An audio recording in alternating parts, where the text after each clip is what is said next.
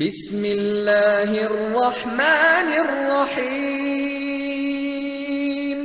قل هذه سبيلي أدعو إلى الله على بصيرة أنا ومن اتبعني وسبحان الله وما أنا من المشركين. إن الحمد لله نحمده ونستعينه ونستغفره ونعوذ بالله من شرور أنفسنا ومن سيئات أعمالنا من يهده الله فلا مضل له ومن يضلل فلا هادي له وأشهد أن لا إله إلا الله وحده لا شريك له وأشهد أن محمدا عبده ورسوله صلى الله تعالى عليه وعلى آله وصحبه وسلم تسليما كثيرا أما بعد। সম্মানিত শ্রোতা ও দর্শক মণ্ডলী, আল্লাহ রাব্বুল আলামিনের যাবতীয় প্রশংসা যে মহান আল্লাহ রাব্বুল আলামিন আরশের উপরে রয়েছেন এবং সমস্ত সৃষ্টিকুল সম্পর্কে তিনি সম্যক জ্ঞানী এবং সমস্ত সৃষ্টি তার ক্ষমতাধীন। আল্লাহ রাব্বুল আলামিন সবকিছু নিয়ন্ত্রণকারী। সালাত ও সালাম নাযিল হোক রাসূল সাল্লাল্লাহু আলাইহি ওয়াসাল্লামের প্রতি, যার মাধ্যমে আমরা রব্বুল আলামিন সম্পর্কে, তার দ্বীন সম্পর্কে, তার রাসূল সাল্লাল্লাহু আলাইহি ওয়াসাল্লাম সম্পর্কে, আমাদের দায়িত্ব সম্পর্কে জানতে পেরেছি। আমাদের ধারাবাহিক আলোচনা নাজাত প্রাপ্ত দলের আকীদা যে চলে আসছে, তার আজকে পর্ব নম্বর 30, তারিখ 19 জমাদাল উলা 1442 হিজরি মোতাবেক 3 জানুয়ারি 2021। বিষয়বস্তু আজকে প্রথম সেটি হচ্ছে আল্লাহ রাব্বুল আলামিন তার সম্পর্কে বলেছেন যে আর রহমান আলাল আরশি ইস্তাওয়া, রহমান আরশের উপর সমুন্নত বা আরশের উপরে রয়েছেন। তো এই ইস্তিওয়া শব্দের অর্থ বা তাৎপর্য। দ্বিতীয় যে বিষয়টি আসবে সেটি হচ্ছে আল্লাহ রাব্বুল আলামিনের সুউচ্চ হওয়া, উলু। এটা 3 ভাগে ভাগ করা হয়েছিল। প্রথম উলুউল ফাওকিয়া, যে তিনি সমস্ত সৃষ্টির ওপরে রয়েছেন, এটা নিয়ে আলোচনা হয়েছে। এর দলিল কোরআন সুন্নাহ থেকে পেশ করা হয়েছে গত সপ্তাহে। আজকে আসবে দ্বিতীয় উলুর প্রকরণ, তা হচ্ছে উলুউল কাহর।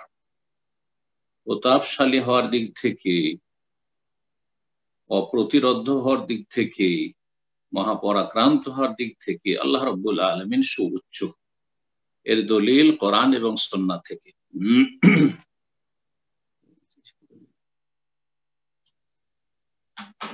প্রথম দেখা যাক তাহলে ইস্তিওয়া সম্পর্কে। আল্লাহ রাব্বুল আলামিন সম্পর্কে যে তিনি বলেছেন যে ইস্তাওয়া, বলছেন লেখক, মাজা কালা আইম্মাতুদ্দিন মিনাস সালাফিস সালিহ ফি মাসআলাতিল ইস্তিওয়া। সালাফে সালেহিনদের আইম্মায়ে কিরামগণ, যারা দ্বীনের ইমাম, তারা কি বলেছেন ইস্তেওয়ার বিষয়ে। আল্লাহ রাব্বুল আলামিন যে আরশে সমুন্নত বা আরশের উপরে রয়েছেন, এই ইস্তেওয়া শব্দটি সেখানে আল্লাহ রাব্বুল আলামিন উল্লেখ করেছেন। 7টি আয়াতে কোরআনে কারীমে এমনটা রয়েছে। তো এই আয়াতগুলি এর আগে শোনানো হয়েছে এবং বলা হয়েছে যে কোন কোন আয়াতে কোথায় রয়েছে। এই ইস্তেওয়ার অর্থ সম্পর্কে সালাফ আইম্মায়ে কেরামগণ কি বলেছেন রাহিমাহুমুল্লাহু তাআলা ওয়া রাদিয়াল্লাহু আনহুম। সালাফ আমাদের যারা পূর্বসূরি, রাসূলুল্লাহ সাল্লাল্লাহু আলাইহি ওয়াসাল্লামের সাহাবায়ে কেরামগণ রিদওয়ানুল্লাহি তাআলা আলাইহিম আজমাইন, তাবেঈনগণ রাহমাতুল্লাহি আলাইহিম এবং তাবা তাবেঈন, স্বর্ণযুগের আইম্মায়ে কেরামগণ, তারা কি বলেছেন। কারণ কোরআন এবং সুন্নাহকে বুঝতে হবে, কোরআন এবং সুন্নাহর ব্যাখ্যা বিশ্লেষণ করতে হবে মানহাজে সালাফের অনুসরণে। অর্থাৎ সাহাবায়ে কেরামগণ কিভাবে এই আয়াত হাদিসগুলি বুঝেছেন, ইস্তেওয়ার আয়াতগুলির অর্থ কি বুঝেছেন তারা। তাবেঈনগণ ইস্তাওয়া, আল্লাহ যে আরশে, এই ইস্তাওয়া শব্দটির অর্থ কি বুঝেছেন তারা। তাবা তাবেঈন তারা কি বুঝেছেন, আবু হানিফা, শাফি, মালিক, আহমদ, আইম্মায়ে মুহাদ্দিসিন তারা কি বুঝেছেন। পরে যদি এমন কোন মত পেশ করা হয় যেটি সালাফ সালেহিনের যেটি বুঝ, তারা যেটা বুঝেছেন তার বিপরীত হয়, তার পরিপন্থী হয়, সেটা পরিত্যাজ্য, সেটা ছুঁড়ে ফেলে দিতে হবে। সালাফগণের তাফসীর পেশ করা হবে, ব্যাখ্যা পেশ করা হবে ইস্তাওয়ার। আল্লাহ আরশে এর অর্থ কি? ইস্তাওয়ার। খালাফ যারা পরবর্তীকালে যারা এসছে তারা এর অর্থের বিকৃতি ঘটিয়েছে, অপব্যাখ্যা করেছে, তাউইল করেছে বা তাহরিফ করেছে। তারা ইস্তাওয়া মানে ইস্তাওলা করেছে। ইস্তাওলা মানে তিনি ক্ষমতায় আসলেন। যেমন আমরা আমাদের ভাষায় বলে থাকি, কেউ যদি শাসন ক্ষমতা হাতে নিতে পারে, অমুক ব্যক্তি সিংহাসনে বসেছেন, অমুক ব্যক্তি দেশের শাসন ক্ষমতায় বসেছেন। বসেছেন মানে বসার অর্থ নয়, ক্ষমতা দখল করার অর্থ। ক্ষমতা নিজের হস্তগত কথার অর্থ আমরা বুঝে থাকি, হস্তগত হওয়ার অর্থে বুঝে থাকি।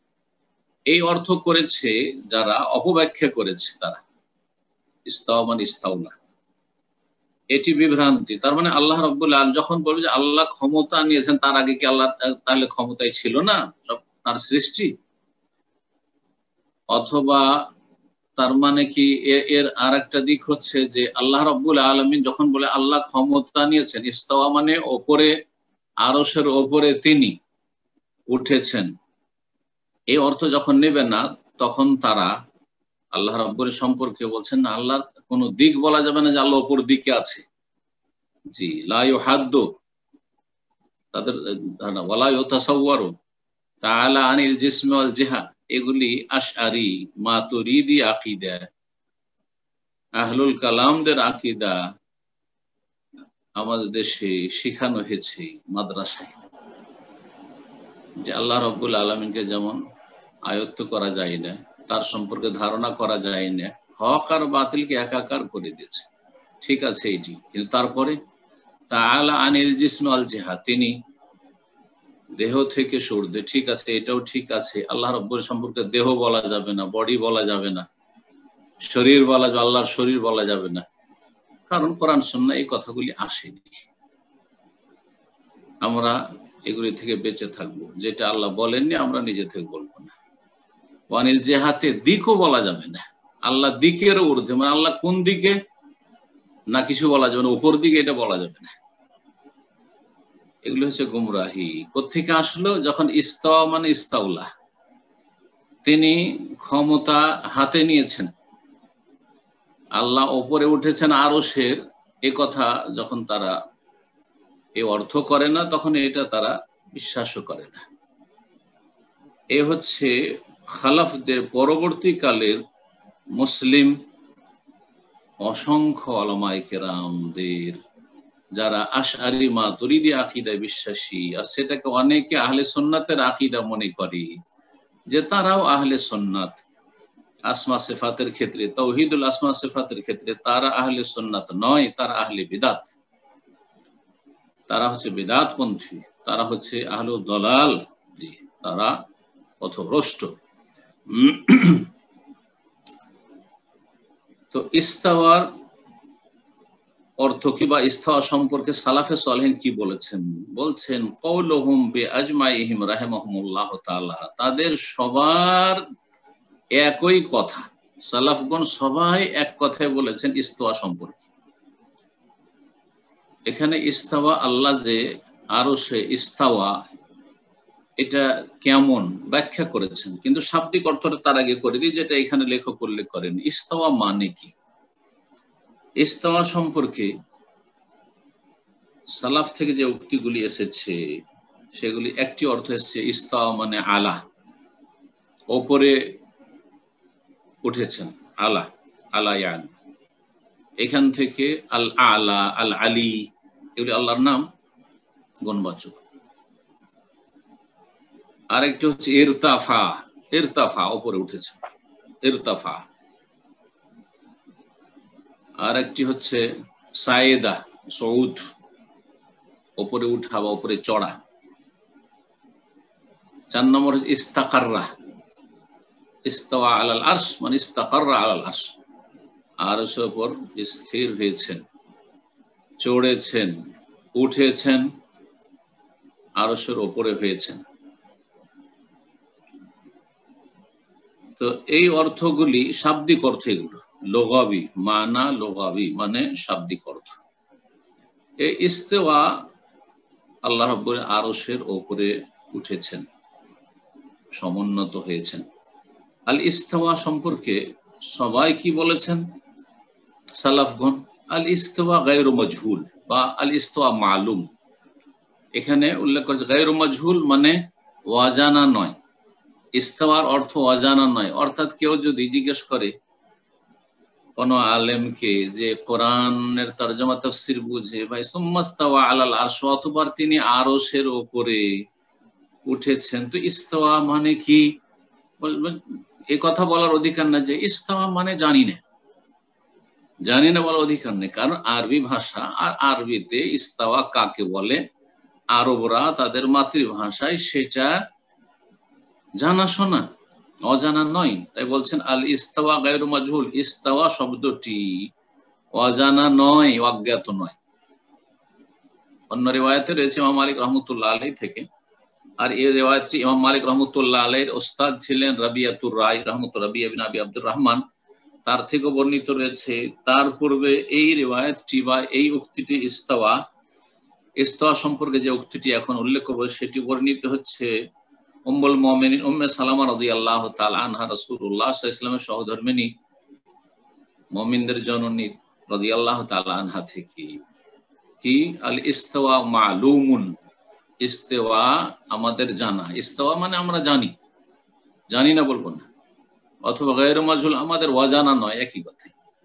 ওয়াল কাইফু গায়রু মাকুল বা ওয়াল কাইফু মাজহুল, তবে ধরন গায়রু মাকুল, বোধগম্য না, বা মাজহুল অজ্ঞাত। কিভাবে আল্লাহ আরশে আছেন, কিভাবে আল্লাহ আরশে উঠেছেন, এটা আমাদের জানা নেই। তবে ইস্তাওয়া মানে আরশে, ইস্তাওয়া আল আরশ, আরশে উঠেছেন, আরশে সমুন্নত হয়েছেন, এটা আমাদের জানা আছে। তাহলে অর্থ জানি, ধরনটা জানি না। এখন বিশ্বাস করবো না বলছে বলে ঈমান বিহি ওয়াজিব, হ্যাঁ বিশ্বাস করা ফরজ, বিশ্বাস করা ফরজ। ওয়াসসাওয়ালু আনহু বিদআতুন, আর এ সম্পর্কে বেশি জিজ্ঞাসাবাদ করা যে আল্লাহ আরশে আছেন তো কেমন ভাবে আছেন ইত্যাদি, এসব জিজ্ঞাসাবাদ করা হচ্ছে বিদআত। এটা সালাফদের তরিকা ছিল না, আদর্শ ছিল। সালাফদের আদর্শ ছিল আল্লাহ বলেছেন আল্লাহ আরশে ইস্তাওয়া আল আরশ, ইস্তাওয়া আল আরশ, কোন জিজ্ঞাসা নেই। কোন কোন রিওয়ায়াতে আরেকটা বাক্য অতিরিক্ত রয়েছে, ওয়া ইনকারুহু কুফর, কেউ যদি অস্বীকার করে যে আল্লাহ আরশে নন, আল্লাহ সর্বত্র বিরাজমান, আল্লাহ সবকিছুতে বিরাজমান, অথবা আমরা জানি না আল্লাহ কোথায়, অথবা যদি বলে যে এসব প্রশ্ন করা যাবে না, যেমন আমাদের দেশের এক শ্রেণীর লোকেরা বলে জি মসজিদের ইমাম, মাদ্রাসা পড়ুয়া, যে তাওহীদুল আসমা সিফাত সম্পর্কে তাদের যে শোচনীয় অবস্থা, আমাদের অনেক ভাইরে গেছে দেশে গিয়ে বলছে, বলেন তো আল্লাহ কোথায়? বলছে আউযুবিল্লাহ, তুমি কি বললে, তুমি তো কাফের হয়ে গেলে, তুমি এখনই তওবা করো, কালিমা পড়ো, আল্লাহ কোথায় জিজ্ঞাসা করা যাবে না। জি, তার মানে এই বিষয়টি তারা বিশ্বাসই করে। অথবা বলে সর্বত্র বিরাজমান, সবগুলি কুফর। ওয়া ইনকারুহু কুফরুন, আল্লাহ আরশের ওপরে যে এই কথা কেউ যদি অস্বীকার করে এটা হচ্ছে কুফর। ওয়া মিনাল্লাহির রিসালাহ, আর এই পেগাম, এই মেসেজ যে আল্লাহ আরশের ওপরে, এই মেসেজ আল্লাহর পক্ষ থেকে এসেছে রাসূলুল্লাহ সাল্লাল্লাহু আলাইহি ওয়াসাল্লামের মাধ্যমে, ওহীর মাধ্যমে। ওয়া আলার রাসূলিল বালাগ, এবং রাসূল সাল্লাল্লাহু আলাইহি ওয়াসাল্লাম সুন্দরভাবে পৌঁছিয়ে দিয়েছেন। ওয়া আলাইনা তাসদীক ওয়া তাসলিম, এবং আমাদের জন্য আবশ্যক হচ্ছে বিশ্বাস করা আর মেনে নেওয়া, স্বীকৃতি দেওয়া। রাসূলের দায়িত্ব পৌঁছে দেওয়া, আমাদের দায়িত্ব মেনে নেওয়া এবং বিশ্বাস করা। আর আল্লাহ রাব্বুল আলামিনের কাজ হচ্ছে আল্লাহ মেসেজ পাঠিয়েছেন, জি, রিসালাত পাঠিয়েছেন। ওয়াহাকাযা কওলুহুম ফি জামি আয়াতিল আসমা ওয়াস সিফাত ওয়া আহাদিসিহা। আর এই রকমের সালাফগণ যতগুলি আল্লাহ রাব্বুল আলামিনের নাম এবং গুণাবলী রয়েছে, আসমা সিফাত, সবগুলি সম্পর্কে একই কথা বলেছেন। যেমন আল্লাহ রাব্বুল আলামিন প্রথম আকাশে নেমে আসেন, নজুল, জি, নজুল, নেমে আসা। নজুল মানে জানি, অবতরণ করা। কেমন করে নেমে আসেন জানি না, অজ্ঞাত। বিশ্বাস করা ফরজ। এই সম্পর্কে বেশি জিজ্ঞাসাবাদ করা, বাড়াবাড়ি করা হচ্ছে বিদআত, আর অস্বীকার করা হচ্ছে কুফর। এই মর্মে যত আয়াত এবং হাদিস রয়েছে সবগুলি সম্পর্কে সালাফগণ এইরকমই বলেছেন। তারা তসলিম করেছেন, বিশ্বাস করেছেন, আত্মসমর্পণ করেছেন। তসলিম, তাদের নীতি ছিল তসলিম, মেনে নেওয়া, কোরআন সুন্নাহ যা এসেছে যেইভাবে এসেছে ওইভাবে মেনে নেওয়া। পক্ষান্তরে যারা পরবর্তীকালের ওলামারা এসে আশায়েরা আর মাতুরিদিয়া অথবা মুতাজিলা, তাদের কাছে তাউইল করা। তাউইল করা মানে তসলিম নয়, মেনে নেব না, আমরা আমাদের মতো ব্যাখ্যা করব, অপব্যাখ্যা করা, তাহরিফ করা, অর্থের বিকৃতি ঘটানো। কোরআন কারিমে যেমন সূরা আলে ইমরান আয়াত নম্বর 7 আল্লাহ বলেছেন আমান্না বিহি, আমরা এই সমস্ত বিশ্বাস করি, কুল্লুম মিন ইনদি রাব্বিনা, এবং এই সমস্ত বিষয়গুলি আমাদের রবের পক্ষ থেকে এসেছে। আল্লাহর হাত আমরা জানি, ইয়াদুন মানে হাত হয়, হাত জানি তো আল্লাহর হাত আছে, ধরন জানা নেই। বিশ্বাস করা ফরজ, বেশি জিজ্ঞাসাবাদ করা হচ্ছে বিদআত, আর অস্বীকার করা কুফর। এইভাবে প্রত্যেকটি আল্লাহর সিফাত সম্পর্কে, এরকম আল্লাহর চেহারা সম্পর্কে। সূরা আলে ইমরান আয়াত নম্বর 52 তে আল্লাহ বলেছেন আমান্না বিল্লাহ, মুমিন বান্দারা বলবে আমরা আল্লাহর প্রতি বিশ্বাস করেছি। আল্লাহর প্রতি বিশ্বাস মানে আল্লাহর প্রতি যেমন বিশ্বাস, সত্তার প্রতি, জাতের প্রতি, তেমন তার নামগুলির প্রতি, তার গুণাবলীর প্রতি, তার রুবুবিয়াতের প্রতি, তার উলুহিয়াত ইবাদত বন্দেগীর প্রতি, তার আদেশ নিষেধের প্রতি, তার বিধানের প্রতি আমরা বিশ্বাসী। ওয়াশহাদ, এবং সাক্ষী থেকেও, বিআন্না মুসলিমুন, যে আমরা মুসলিম, আত্মসমর্পণকারী। এরপরে দ্বিতীয় যে বিষয়টি বলছিলাম, উলুউল কাহর, আল্লাহ রাব্বুল আলামিন যে ওপরে, সমস্ত সৃষ্টির ঊর্ধ্বে, এই সমস্ত সৃষ্টির ঊর্ধ্বে ফৌকিয়াত, ওপরে হওয়ার দিক থেকে, আরেকটি হচ্ছে কাহরের দিক থেকে, প্রতাপশালী হওয়ার দিক থেকে। জি, ওপরে থাকা কথাটি, অমুক আমার ওপরে, সেটা ওপরে মানে আমি এই তলাতে আছি, তিনি আমার উপরে আছেন, অথবা আমার চাইতে উঁচা জায়গায় আছেন। এই ক্ষেত্রে আমরা ব্যবহার করে থাকি এই ভাষাটি। আর কেউ যদি তার প্রভাব, প্রতিপত্তি, প্রতাপের দিক থেকে যদি ওপরে হয়, যেমন আমরা বলি আরে ও ধরা ছোঁয়া বাইরে, সে আমাদের অনেক ওপরে, সে আমাদের অনেক সিনিয়র, ওপরে, এই ওপরে শব্দগুলি ব্যবহার করি। তার মানে ওপরে তার প্রভাবের দিক থেকে, ক্ষমতার দিক থেকে, তার অপ্রতিরোধ্য হওয়ার দিক থেকে, তার কোনো প্রতিদ্বন্দ্বী নেই, তিনি প্রতাপশালী, এই দিক থেকে। তো আল্লাহ রাব্বুল আলামিনের একটি উলু হচ্ছে উলুল কাহর, প্রতাপশালী হওয়ার দিক থেকে তিনি আল আলী, সুউচ্চ সুমহান, আল আলা। কোরআনে কারীমের দলিল কি বলছেন যে আদিল্লাতুহু কাসীরা মিনহা, কোরআনে কারীমে অনেক দলিল রয়েছে যে আল্লাহ রাব্বুল আলামিন তার প্রতাপের দিক থেকে, তার মহাপরাক্রান্ত হওয়ার দিক থেকে সুউচ্চ সুমহান। কাউলুহু তাআলা, যেমন মহান আল্লাহর বাণী, ওয়া হুয়াল কাহিরু ফাওকা ইবাদিহি, আল্লাহ রাব্বুল আলামিন তার সমস্ত বান্দা মানে সমস্ত সৃষ্টির উপর তিনি আল কাহির, মহাপ্রতাপশালী। সূরা আনাম আয়াত নম্বর 18। আল কাহির এই শব্দটি এর আগে বলেছি যে দুই জায়গায় কোরআনে কারীমে এসেছে। আর আল কাহার আল্লাহ রাব্বুল আলামিনের নাম, এটি এসেছে 6 জায়গায়, 6টি আয়াত। সূরা আনআমের 18 এবং 61 নম্বর আয়াতে ওয়া হুয়াল কাহিরু ফাওকা ইবাদিহি। আর আল কাহার নামটি সূরা রাদের আয়াত নম্বর 9, সূরা ইউসুফের আয়াত নম্বর 39 এবং সূরা রাদের আয়াত নম্বর 16, সূরা ইব্রাহিম 48, সূরা সাদ 65, সূরা জুমার 4 আয়াত নম্বর 4 এবং সূরা গাফির, যার অপর নাম মুমিন, আয়াত নম্বর 16। এতগুলি আয়াতে আল্লাহ রাব্বুল আলামিনের এই গুণটি আল কাহির বা আল কাহার বর্ণনা করা হয়েছে। 6, 2, 8, আল কাহার 6টি আয়াতে আর আল কাহির 2টি আয়াতে।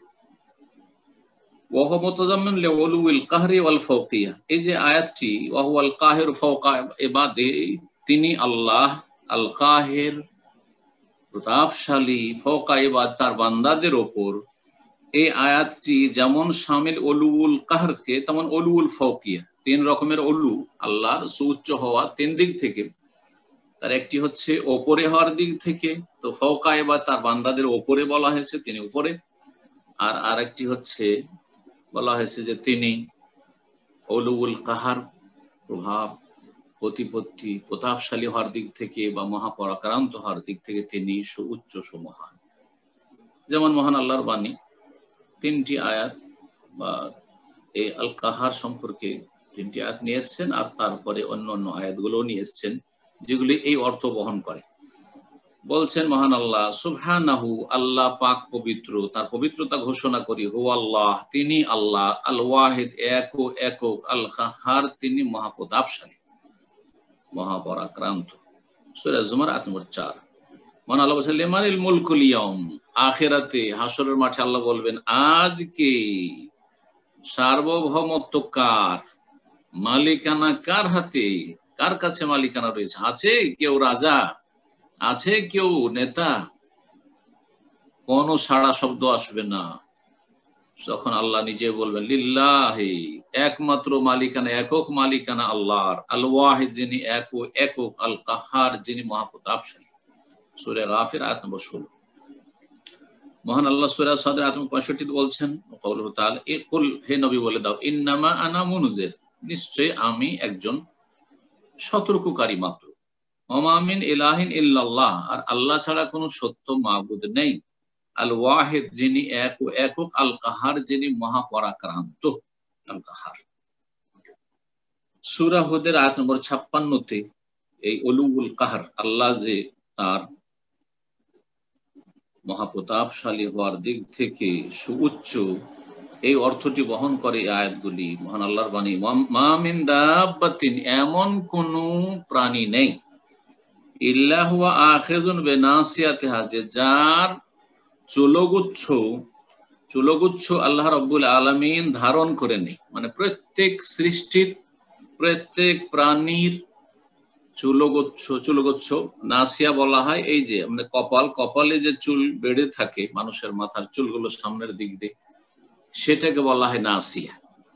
জি, লানাসফাম বিন নাসিয়া, নাসিয়াতিন কাযিবাতিন খাতিয়া, সূরা আলাকের শেষে যে রয়েছে নাসিয়া কপালকে বলা হয়, কারণ এই চুলগুচ্ছ সামনের চুলটা কপালের উপর বেড়ে থাকে সেই জন্য।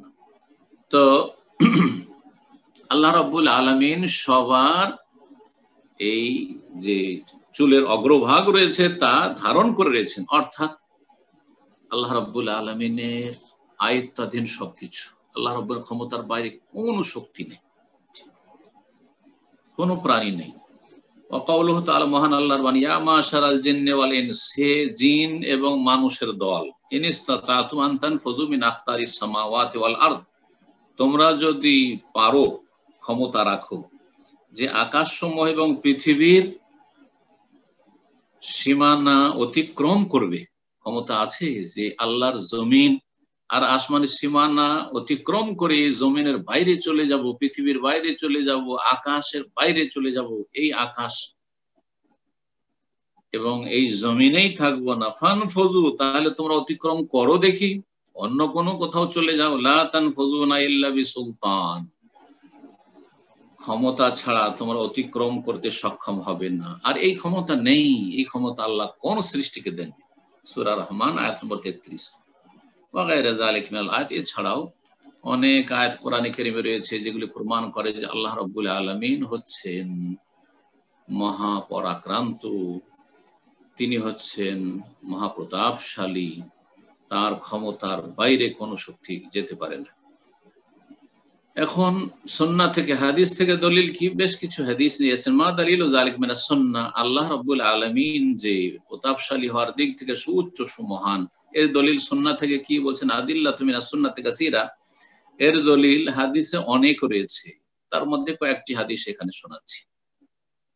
বলছেন মিনহা কাউলুহু সাল্লাল্লাহু, তার মধ্যে একটি নবী সাল্লাল্লাহু আলাইহি ওয়াসাল্লাম বাণী, আউযু বিকা মিন শাররি কুল্লি দাব্বা, হে আল্লাহ আমি আশ্রয় গ্রহণ করছি তোমার, আউযু বিকা মিন শাররি কুল্লি দাব্বা, প্রত্যেক প্রাণীর অনিষ্ট থেকে, আনতা আখিযুন বিনাসিয়াতিহা, যে সমস্ত প্রাণীর তুমি মাথার অগ্রভাগ ধারণ করে রয়েছে বা মাথার অগ্রভাগের চুল ধারণ করে রয়েছে, অর্থাৎ তোমার ক্ষমতার বাইরে কোনো প্রাণী নেই। এই সমস্ত প্রাণীর যে অনিষ্ট খারাপ দিক রয়েছে, এই খারাপি থেকে আমি তোমার আশ্রয় গ্রহণ করি, যাতে করে কোনো প্রাণী আমার ক্ষতি না করতে পারে, না মানুষ, না জিন, না অন্য কোনো হিংস্র পশু, আর না কোনো সাপ বিচ্ছু বা কোনো শত্রু, কোনো শক্তি যেন ক্ষতি না করতে পারে। আমি তোমার আশ্রয় গ্রহণ করছি। এই আখিযুন বিনাসিয়াতি, আল্লাহ ধারণ করে রয়েছেন প্রতিটি প্রাণীর চুলগুচ্ছ। এই হাদিস আবু হুরায়রা রাদিয়াল্লাহু তাআলা আনহু বর্ণনা করেছেন। হাদিস সহিহ মুসলিম, আবু দাউদ, ইবনে মাজাহ রয়েছে, হাদিস সহিহ। দ্বিতীয় হাদিস নবী সাল্লাল্লাহু আলাইহি ওয়াসাল্লামের দোয়া, আল্লাহুম্মা ইন্নী আবদুকা, হে আল্লাহ আমি তোমার বান্দা, ওয়া ইবনু আবদিকা, তোমার বান্দার সন্তান, মানে আমার মাতা পিতাও তোমার বান্দা দাস দাসী, ওয়া ইবনু আমাতিকা, তোমার দাসীর সন্তান, আমার মাও তোমার দাসী, আমি নিজেও তোমার দাস গোলাম, আর তোমার গোলাম তোমার গোলামের বান্দা এবং তোমার দাসীর দাসীর সন্তান। নাসিয়াতি বিয়াদিক, আমার চুলগুচ্ছ বা আমার মাথার অগ্রভাগ তোমার হাতে রয়েছে, মানে সমস্ত কিছুকে তুমি ধারণ করে রয়েছে, আমাকেও তুমি ধারণ করে রয়েছে। নাসিয়াতি বিয়াদিক, আল্লাহ তোমার হাতেই রয়েছে আমার চুলগুচ্ছ। মাদিন ফিয়া হুকমুক, এবং আমার ব্যাপারে তোমার চূড়ান্ত ফয়সালাই চূড়ান্ত, তুমি যেটা ফয়সালা করবে সেটাই হবে, তার বিপরীত কিছু হতে পারে।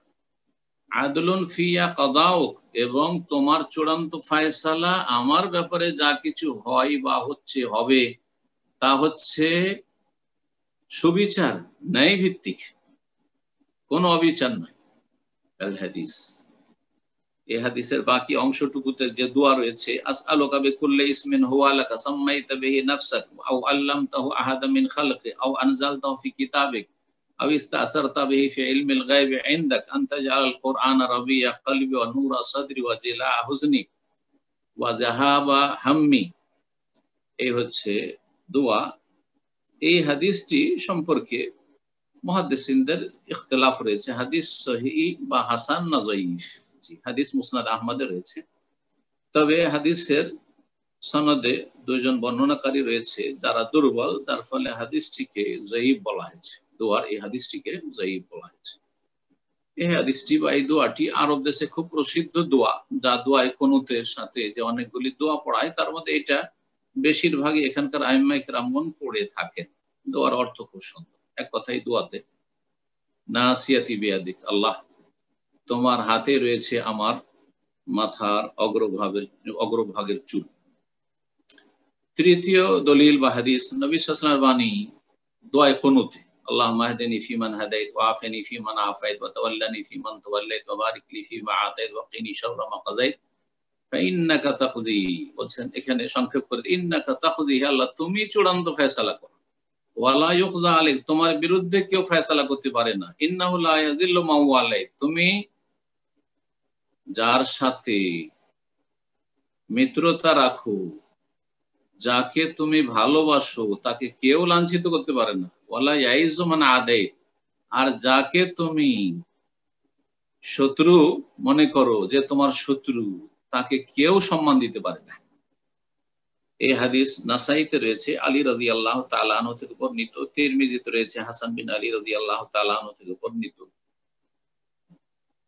কুনুতের বিতর সম্পর্কে এর চাইতে সহিহ হাদিস কিছু নেই। যেমন ইমাম তিরমিজি রাহমাতুল্লাহ আলাইহি বলেছেন, ওয়ালা নারিফ আনিন নাবী ফিল কুনুতি ফিল বিতরি শাইআন আহসান মিন হাযা, বিতরের কুনুত সম্পর্কে এর চাইতে সহিহ হাদিস কিছু নেই। তার মানে আরেকটি কুনুত যে আমাদের হানাফি সমাজে খুব প্রসিদ্ধ, সেটাও হাদিসে রয়েছে, কিন্তু তার চাইতে এটা শক্তিশালী, এটি সবচাইতে ভালো হাদিস এই মর্মে। ইবনে মাজাহতে হাদিসটি রয়েছে হাসান বিন আলী রাদিয়াল্লাহু তাআলা আনহুমা থেকে বর্ণিত। ওয়াগাইরা যালিকা কাসীর, এছাড়াও অনেক দলিল রয়েছে রাসূলুল্লাহ সাল্লাল্লাহু আলাইহি ওয়াসাল্লামের সুন্নতে কি সম্পর্কে, উলুউল কাহর সম্পর্কে, যে আল্লাহ রাব্বুল আলামিন সুউচ্চ তার প্রতাপের দিক থেকে, তার মহাপরাক্রান্ত হওয়ার দিক থেকে, তিনি যে অপ্রতিরোধ্য এবং তার চূড়ান্ত ফয়সালাকে কেউ রোধ করার শক্তি রাখে না, এবং তিনি অপ্রতিদ্বন্দ্বী, তার প্রতিদ্বন্দ্বিতা করার কোনো শক্তি পৃথিবীতে নেই। আল্লাহ রাব্বুল আলামিনের কাছে তার সমস্ত সৃষ্টি, আর তার মধ্যে মানুষ শ্রেষ্ঠ সৃষ্টি, কত অসহায়। ওয়াখুলিকাল ইনসানু দাঈফা, মানুষকে অত্যন্ত দুর্বল করে সৃষ্টি করা হয়েছে। আল্লাহ রাব্বুল আলামিন যেন আমাদেরকে তার সম্পর্কে বিশুদ্ধ জ্ঞান অর্জনের তৌফিক দান করেন এবং যাবতীয় বিভ্রান্তি থেকে আমাদের যেন হেফাজত করেন, ফিতনার যুগে যাবতীয় ফিতনা থেকে আমাদের হেফাজত করেন। আল্লাহ রাব্বুল আলামিনের কাছে দোয়া করি যারা আমাদের প্রিয়জন মুমিন ভাই বোন সারা পৃথিবীতে বেঁচে রয়েছেন, সুস্থ রয়েছেন, আল্লাহ রাব্বুল তাদেরকে নেক হায়াত দান করেন। যারা অসুস্থ রয়েছেন, পীড়িত রয়েছেন, আল্লাহ তাদেরকে সুস্থতা দান করেন এবং যারা বালা মুসিবত রয়েছেন, বালা মুসিবত থেকে মুক্তি দান করেন।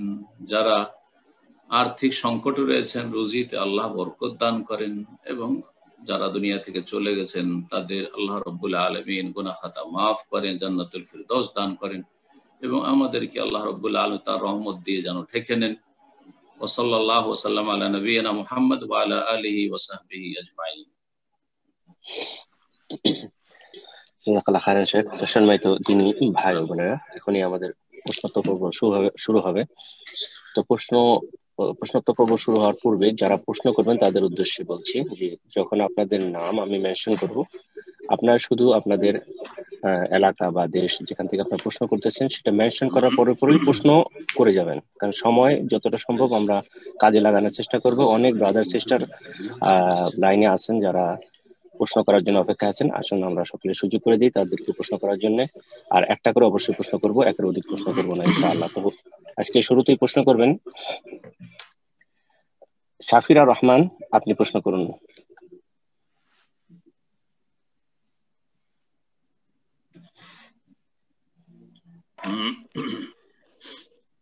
আসসালামু আলাইকুম শেখ।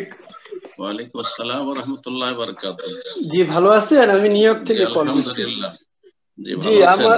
জি আমার প্রশ্ন হচ্ছে যে আমার মানে যাকাত নিয়ে, সেটা হচ্ছে যে আমরা তো জানি যে যদি আপনার কোনো বাড়ি থাকে বা অ্যাপার্টমেন্ট, সেখানে যদি আপনি থাকেন তাহলে ওইটার যাকাত দিতে হয় না, কিন্তু এটা যদি ভাড়ায় থাকে তাহলে কি পুরা বাড়িটার জন্য যাকাত দিতে হবে, না আমি যেই ভাড়া পাই সেটার যাকাত দিতে হবে? আমার এই প্রশ্নটা। ধন্যবাদ। যাকাতের বিধানে রয়েছে যে ব্যবসায় সামগ্রীতে যাকাত দিতে হবে, ব্যবসায় সামগ্রী। আর নিজের বসবাসের বাড়ি, স্থাবর সম্পদ বা জমি জায়গা, স্থাবর সম্পদ যেগুলি আবাদ করার জন্য অথবা বসবাসের জন্য একাধিক বাড়ি মানুষের থাকতে পারে। একটা বাড়িতে বাস করছে, অন্য বাড়িগুলো ভাড়া দিয়ে রেখেছে, কিন্তু সেই বাড়িটা আসলে ব্যবসায়ী সামগ্রী নয়, মানে কেনা বেচা করে না, সে রিয়েল এস্টেটের ব্যবসায়ী নয়। বাড়ি করে রেখেছে, হয় বাস করবো আর না হলে ভাড়া দিয়ে সেখান থেকে রোজগার করে খাবো, ইনকাম সোর্স। তাহলে সেই স্থাবর সম্পদে অর্থাৎ সেই বাড়িগুলিতে জাকাত লাগবে না। যে বাড়িটা মূল্য রয়েছে তাতে জাকাত লাগবে না। যে ভাড়াগুলি উঠে আসবে সেগুলি খেয়ে দিয়ে খরচ করে বছর পার হয়ে যদি বাঁচে তাহলে তাতে প্রতি বছর জাকাত দিয়ে যাবে। পক্ষান্তরে যদি বাড়ি তৈরি করা থাকে কেনা বেচার জন্য, যে বাড়ি তৈরি করে অনেকে আছে, বাড়ি তৈরি করে বিক্রি করে, বাড়ি কিনে রেখে দিয়েছে, পয়সা আছে, বাড়ি কিনেছে, আচ্ছা যখনই একটু দাম ভালো পাবো তখন বিক্রি করে দেবো, তাহলে এটা ব্যবসায়িক সামগ্রীর অন্তর্ভুক্ত অরুজুতি যারা, সুতরাং তাতে যাকাত দিতে হবে। তো আপনার বাড়ি যেভাবে বললেন যে ভাড়া দিয়ে রেখেছেন, তাহলে সেই বাড়ির মূল যে মূল্য তাতে যাকাত নেই, কিন্তু যে ভাড়াটা উঠে আসছে সেই ভাড়া খেয়ে দিয়ে বেঁচে যায় তাহলে তাতে যাকাত দেবেন। আর যদি না বাঁচে, ভাড়া আসছে প্রতি মাসে আর খেয়ে দিয়ে খরচ খরচা করে বছরের ভিতরে শেষ হয়ে যাচ্ছে, তাহলে আর কোনো যাকাত নেই। জি ইনশাআল্লাহ এই পর্যায়ে প্রশ্ন করবেন শাফিরা রহমান, আপনি প্রশ্ন করুন। শাফিরা মনে হয় না শেখ। আসসালামু আলাইকুম। জি জি, এটা হচ্ছে আমার বোনের তরফ থেকে। ও তো ওই যে আসতে চায় না, কিন্তু আমাকে প্রশ্নটা করছে, আমি ওর ডিভাইস থেকে বলছি। সেটা হচ্ছে যে ওর প্রশ্ন হচ্ছে যে ওই যে আমরা যে জুম্মার আগে যে একটা আহ, আহ, নামাজ পড়ি মসজিদের ঢোকার পরে, বা অজু কোন করি। নামাজ? এখন ওর কোশ্চেন হচ্ছে, কোন নামাজ? তাহিয়াতুল মসজিদ। জি জি জি জি, এবং এখন ওর কোশ্চেন হচ্ছে যে যারা মসজিদে যায় না, যে মহিলারা, তো তারা কি এটা বাসায় পড়তে পারবে এবং এই অজুটা করতে পারবে? তাহিয়াতুল উযু মহিলারা জি উযু করে তাহিয়াতুল উযুর নিয়ত পড়বে। মসজিদে যখন যায় না তো তাহিয়াতুল মসজিদ নেই। আর জুমার দিনে মহিলাদের বিশেষ কোনো সালাত নেই। যদি মসজিদে যায় পুরুষদের সাথে সালাত পড়ে তাহলে জুমার সালাত পড়বে, আর জুমার নিয়মে সালাত গুলি পড়বে আগে পরে। আর আসল হচ্ছে যে জুমা তাদেরও ফরজ নয়, সুতরাং বাড়িতে যদি মহিলারা সালাত পড়ে তাহলে জোহরের সালাত পড়বে। জোহরের সালাত যেমন রয়েছে, জোহরের আগে 4 রাকাত অথবা 2 রাকাত সুন্নাতে রাতেবা, আর পরে 4 রাকাত ফরজ পড়ার পরে 2 রাকাত সুন্নাতে রাতেবা বা 4 রাকাত হাদিস রয়েছে। আর তাহিয়াতুল মসজিদ যদি বা তাহিয়াতুল মসজিদে যাচ্ছে না, তাহিয়াতুল ওযু যদি পড়তে চায় আলাদা করে আলাদা পড়তে পারবে। আর যদি সে সুন্নত রাতেবায় তাহিয়াতুল ওযুর নিয়ত করে তাও চলবে।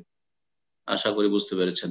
হানাফি সমাজে বেশ কিছু বিদআত আছে, তার মধ্যে একটা হচ্ছে যে কাবলাল জুমার নামাজ। কাবলাল জুমার নামাজ বলে কিছু নেই।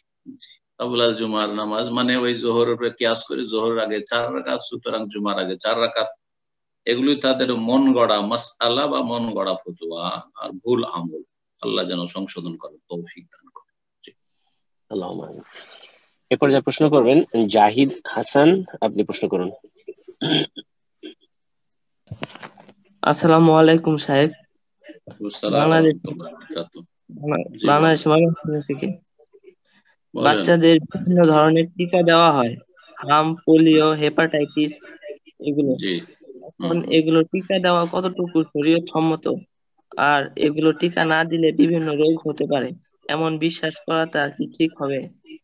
জি, টিকা দেখেন, মেডিকেল সায়েন্স গত সপ্তাহে বলেছি যে এটা হচ্ছে তাজরিবা, পরীক্ষিত বিষয়। আর যারা বিশেষজ্ঞ তাদের কাছ থেকে আমরা সব সাবজেক্ট নিয়ে থাকি। যারা যে সাবজেক্টের বিশেষজ্ঞ তাদের কাছ থেকে আমরা চিকিৎসা নিয়ে থাকি। ওই রকমই চিকিৎসা হচ্ছে 2 রকম, একটা হচ্ছে আত-তিব্বুল ওয়াকাই আর একটা হচ্ছে আত-তিব্বুল ইলাজি। ভালো করে শুনে রাখেন। তিব্বুল ওয়াকাই হচ্ছে যে প্রতিরক্ষামূলক, প্রতিরোধমূলক অগ্রিম ব্যবস্থা নেওয়া, অগ্রিম ব্যবস্থা নেওয়া। আর তা হচ্ছে এই আপনার ভ্যাকসিনেশন বা টিকাগুলি, যতগুলি টিকা আছে এগুলি হচ্ছে প্রতিরক্ষামূলক। যে বেশ কিছু রোগ, যেই রোগগুলি খুব মারাত্মক ধরনের ঝুঁকিপূর্ণ, সেই রোগগুলি থেকে বেঁচে থাকার জন্য টিকা ব্যবহার করা। যেমন হজে যারা আসেন তাদেরকে মেনিনজাইটিসের আল-হুম্মা শৌকিয়া আরবিতে বলা হয়, তার জন্য টিকা দেওয়া হয়। শর্ত না হলে হজে আসতে পারবেন না। জি, তার মানে এত মূর্খ না এসব আপনার সোশ্যাল মিডিয়ার অ্যাক্সিডেন্ট মূর্খদের মতো যে এমনি এমনি টিকা নিতে বাধ্য করছে। অবশ্যই এটা পরীক্ষিত বিষয় যে এর উপকারিতা আছে আর এর প্রয়োজনীয়তা আছে। জি, তো সুতরাং এই টিকাগুলি এক সময় ছিল না, শিশুর মৃত্যু হারও বেশি ছিল। আজকে থেকে যারা আমাদের মতো বয়স পেয়েছে বা আমাদের চাইতে যারা বয়োজ্যেষ্ঠ, তারা ভালো করে জানে যে আজকে থেকে 50 বছর 60 বছর আগে শিশু মৃত্যুর হার অনেক বেশি ছিল। এখন শিশু মৃত্যুর হার অনেক কম, অনেক কম। তো এই টিকা নেওয়া জায়েজ, আর এটা আল্লাহর উপরে তাওয়াক্কুলের পরিপন্থীও নয়, বরং এটা তাওয়াক্কুলের অন্তর্ভুক্ত। হাদিসে রয়েছে সুব্যবস্থা নেওয়া, সতর্কতা অবলম্বন করা, সাবধান চলাফেরা করা, নিজেকে সুরক্ষিত স্থানে রাখা, এগুলি মিন কাদারিল্লাহ, এগুলি আল্লাহর পক্ষ থেকে নির্ধারিত তকদির। এগুলো তকদিরকে অস্বীকার করাও নয়, আর আল্লাহর উপর তাওয়াক্কুলের পরিপন্থী নয়, বরং এগুলি আল্লাহর উপরে তাওয়াক্কুলের অন্তর্ভুক্ত। রাসূলুল্লাহ সাল্লাল্লাহু আলাইহি ওয়াসাল্লামকে এক সাহাবী জিজ্ঞেস করেছিলেন, ইয়া রাসূলুল্লাহ, আমার উট যখন আমি কোথাও অবস্থান করব তখন বেঁধে দিয়ে আমি অবস্থান করব, আল্লাহর ভরসা রাখবো, না ছেড়ে দিয়ে আল্লাহর ভরসা রাখবো? কি বলেছিলেন?